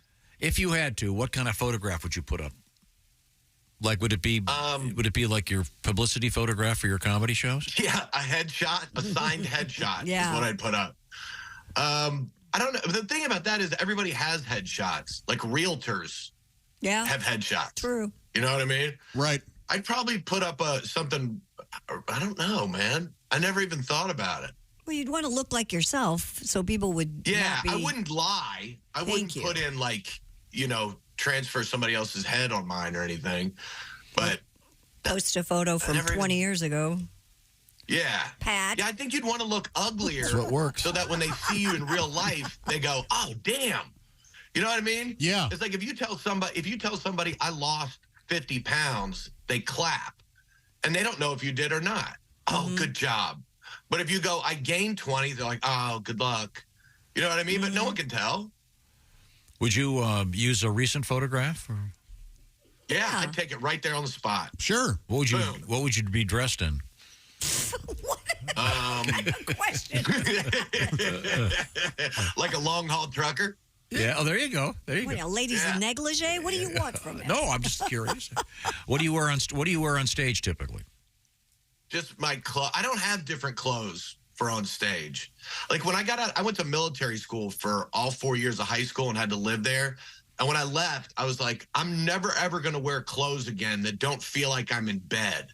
Like I like to lay down on the couch and my clothes be soft and feel like they're covers. Oh, fair enough. So you could be the pajamas guy. Yeah. Get on stage. Yeah, You could get on stage like Hefner. Remember how Hef always had pajamas on in those photographs in the back of Playboy? Don't forget the captain's hat. Yeah. That was so sad. I think that's when you got the captain's hat on and the pajamas, dementia's kicking in. You start collecting your own jars of pee. Very, very comfortable. Yeah. All right. Well, hey, thanks, Reno. And any gigs coming up you want us to underscore? I'd love, yes, sir. This weekend, I'm going to be at the Stardome in Birmingham, Alabama, and then I'm going to be in Fort Myers, Florida, the weekend after that. Fun. And so if you get a chance, come out and check it out. I'd love to see you. Okay. Thanks, Reno. Bye, Reno. Thanks, you guys. Have a great week, everybody. You too. So you said he wants to wear clothes that he could wear in bed. Yeah. Okay. Well, speaking of beds, Mm-hmm. the number one bed is, of course, the Sleep Number bed, and it's not just me saying it's number one. This is really interesting. J.D. Power now ranks the Sleep Number #1 in customer satisfaction with mattresses purchased in store. This is all about quality sleep. We've talked about the Sleep Number beds many times before. I'll tell you a quick example. The Sleep Number Smart Bed has a sleep number. Christy, yours is what? 35. That's a softer mattress. Yes, it Whereas, is. Mr. McGee, your sleep number setting is 100, Tom. I like that firm setting. And both those settings will fit on the same bed because either side of the bed has its own number, and you can change that number when you want to. And the Smart Bed actually helps you decide what number is best for you. Find out what I'm talking about by visiting the Sleep Number store. And like I mentioned, J.D. Power ranking the Sleep Number Smart Bed #1. For details on that, just go to jdpower.com/awards. And by the way, you can give yourself an award by saving a huge amount of money right now. 40% savings in the Sleep Number Special Edition Smart Bed. For a limited time, some financial things are happening that could make it even easier for you to buy a Sleep Number bed. Get all the details at your Sleep Number store right now. Find out what those options are. The Sleep Number Smart Bed, you're going to sleep better than ever. And I know I've had mine, I was just thinking about this, 19 years. And I love my Sleep Number bed. SleepNumber.com/BT show for all the details. Coming up, we have history, birthdays, et cetera, et cetera. This is the Bob and Tom Show. Add to or continue the conversation. Check out the Bob and Tom Show.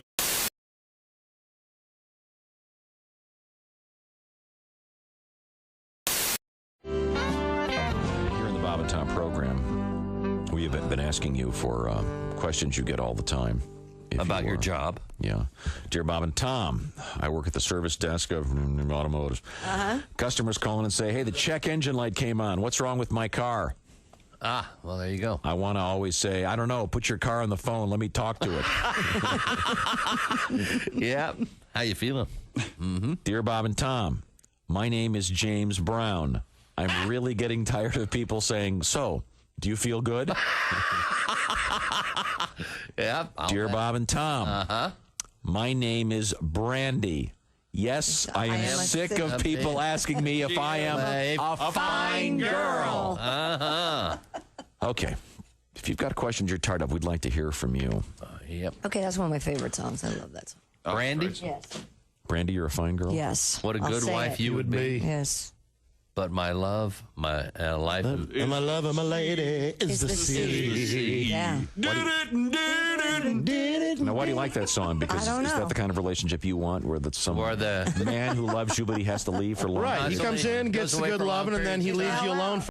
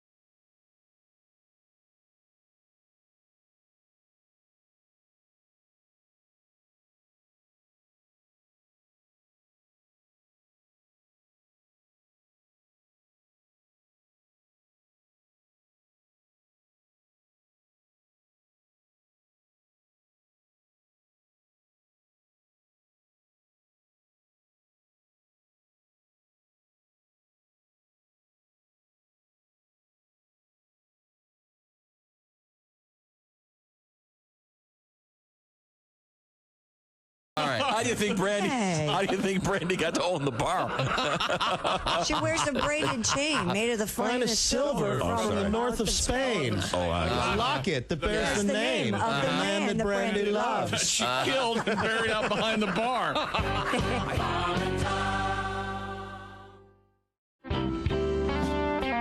One of my favorite things you've ever discussed in the show, and if you wouldn't mind maybe doing a little bit of this for me, you have talked about marriage on this show to the point that we actually get requests all the time. Well, good. For people to hear your little discussion about this, which is brilliant. And I don't want to give away any of it, but would you mind relating a little bit? You know what I'm talking about?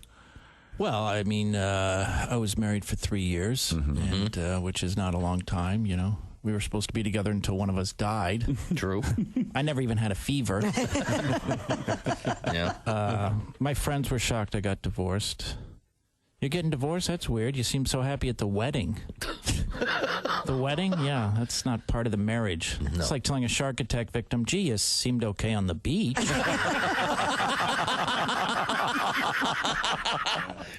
And to speak to Christy's point, and my wife felt I was too down, I was too negative. Oh, this divorce should help. Yeah, there you go. She said I had changed. You didn't used to be like this. If I'd known I'm going to be like this, I never would have gone to bed with you. Hey, guess why I didn't tell you? Yeah, okay. And of course, marriage is hard. We all know it. The proof here in the room, the success and. Hey. Gotcha. Marriage is so hard. Einstein got divorced. Albert Einstein's unbelievable. Mm-hmm. Yeah, Albert Einstein, arguably the most intelligent man who ever lived, got divorced. They should tell you that before you get married. It shouldn't be, do you love her? Do you want to spend the rest of your life with her? It should be, do you think you're smarter than Einstein? And there you have it. Yeah. Nick Griffin, ladies and gentlemen.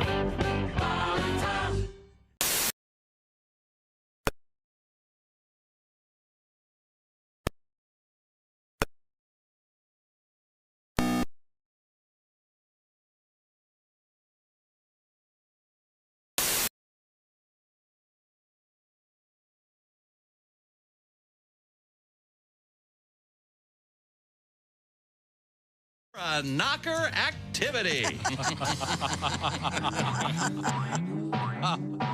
Want me to keep jumping, Mr. Kavoyan? Yes. But I'm getting all sweaty. Oh, that's okay. That's why we're doing the soapy shower scene in Act 2. Oh, okay. I can't wait. There. So, what do you think? It's okay, I guess. It's not real scary. Does she at least get murdered? No, none of that. Para Knocker Activity is an uplifting movie.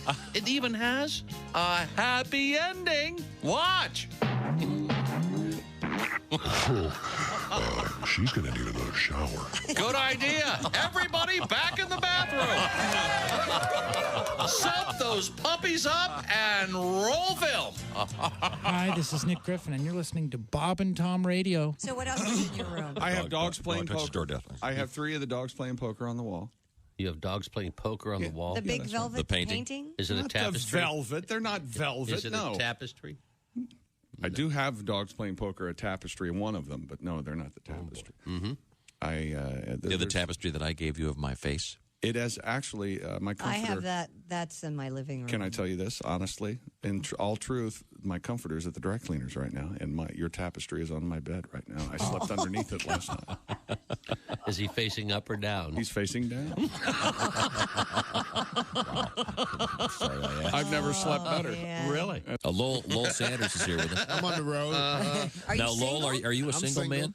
Yeah, I left a wife in Detroit. Oh, okay. I see how it works. Police should have found her by now. I'm kidding. They won't find her. Ain't no way. You're that good, aren't you? Bob and Tom 24/7. Not on air, online, all the time. 295.com. Hey, welcome back to the Bob and Tom Show. Today was the show that we heard this, Tom. Will you ever forget this? Could I make one point? Was if you and I ever broadcast any sort of sporting event together? It's very funny. I enjoyed that very much. Oh, you did? Did you receive any message from that or anything? I didn't learn anything. Do we respect your broadcast time now to professionals review or anything the importance like that? Of history. Time I now learned for so much. today.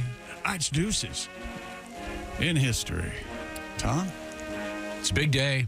It is? Birthday day, big day. Oh, who do we got? The most important birthday is my little girl, Finn. Oh, happy birthday, Finn. How old's Finn? Wow. Finn is turning 11 today. Ah, that good is job, crazy. Finn. Yeah, she's great. She's doing real well. Big birthday party today? She opted not to have a party per se. Okay. So we're just going to have a little dinner. And Nice. The only one of your children that I've ever attended a birthday party for just got her driver's license. Holy cow. Wow. Yeah. Which birthday?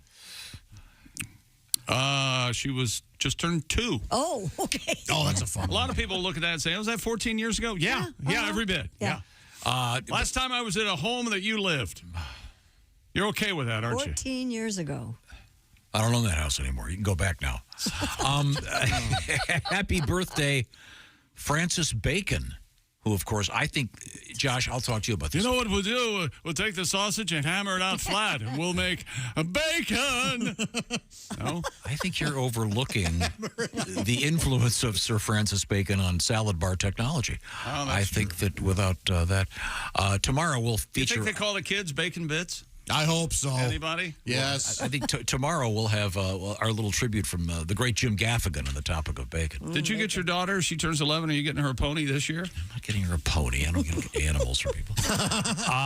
She's going on a little journey. That's fun. She's going to go for a little trip. Now, happy birthday, William Kidd, 1645. Do you know who that was, Josh? Yeah, Billy the Kid. No, a different kid. It's a Captain Kidd. He was Captain Kidd, Lieutenant Kidd. Yeah, of course. It was Captain Kidd. Joe Kidd. Clint Eastwood.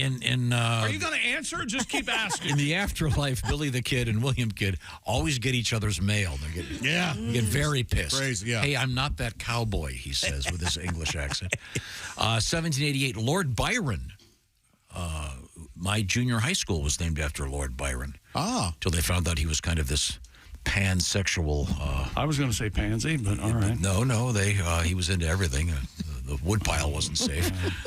Does the term pansy come from pansexual? Absolutely. I have no idea. Happy birthday to the great Sam Cooke. Oh, he's one of my favorites. I love him. Yes. You Send Me. Don't care for that Darling. song. Wonderful. You don't like that song? Another Saturday Night's good. That's great.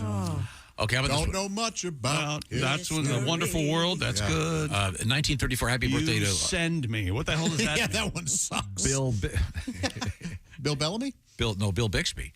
Oh, the courtship of Eddie's father. And My Favorite Martian. He's been dead, I don't know. Oh. The Incredible Hulk. Yes. He was cute, though, back in the day. And Kentucky Fried Movie, he shows up, Bill Bixby. Bill Bixby. He does? He does, yeah. What is he doing then? He's like a spokesperson for something. I had no idea. Yeah. I'll certainly have to rewatch that. The great singer Steve Perry from Journey. Happy birthday, born in 1949. Linda Blair. Sure. She's got one of those really, really old lady voices now, you know.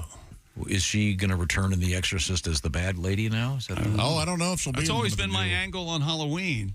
Yeah. That Jamie Lee Curtis should come back and start killing people. Oh, man. But nobody will. And when they do it, it'd make $1 billion. Happy birthday to the great actress Diane Lane. She is good. She's having a street named after her in Hollywood. Oh, really? That's going to be confusing. Lane? Oddly enough, it's an avenue. Well, she's opening a bowling alley. Diane Lane's? Diane Lane. 1965. Happy birthday, DJ Jazzy Jeff. Yeah. Now the second most embarrassing guy from the Fresh Prince. Well, he wasn't he? I don't think he's with us anymore. Oh, really? Yeah. Ace, didn't he pass away? I don't DJ think so. Jazzy Jeff? DJ Jazzy. I thought he still he died, yeah. Let's try to get the living. A friend of the show, Guy Fieri. Yes. It's Fieri. Pronounces his name wrong. DJ, he's still alive. He's still going. On tour last No, he passed away, guys. No, he's I'm reading it right here. I'm hearing he died, people. He is, Wait, are you guys talking GEOFF? No. Oh, that's the one who died. Ah, Get that's it? right. You got to be specific. DJ Jazzy Jeff. Let's see. Frosted Tips, etc. So I'm a big fan, guy. Okay. Oh, Guy Happy Fieri? birthday, Finn. Oh, and one more birthday, sorry. Sulu from Star Trek, born in the state in 2179. 2179. The character, so this character was born today. It's confusing, actually. That's ridiculous. Things we learned, Christy's husband, whatever his name is, moved in this weekend. His name is Andy. His name is Andy. You knew that. What's his middle name?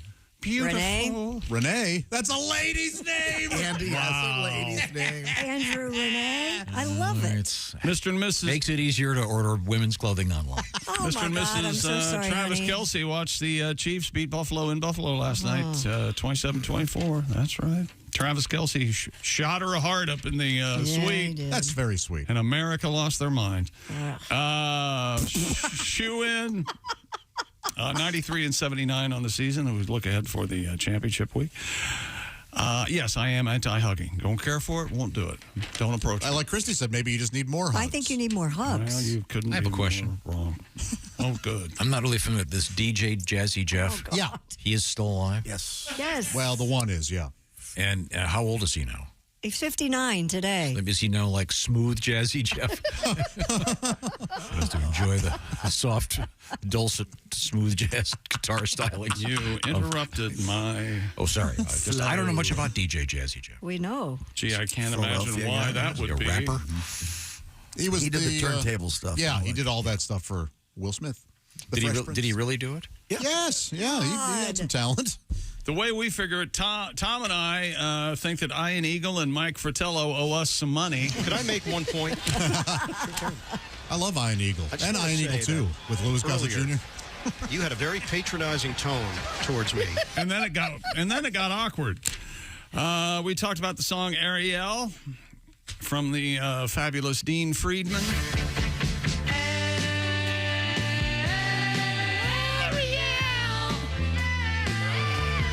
You ever hear Weird Al's parody of that aerosol? No. That's some funny. I brought up the point, why don't we just be able to, the male astronauts can unzip their flies in space and go outside the capsule. Why can't you do that? He's right. A one-way tubing, a one-way vent. You know they can do it. Absolutely, they can do it. The question is, why aren't they? Thank you, John. Follow the money. Probably the instant death and the just famous scientist Dick First.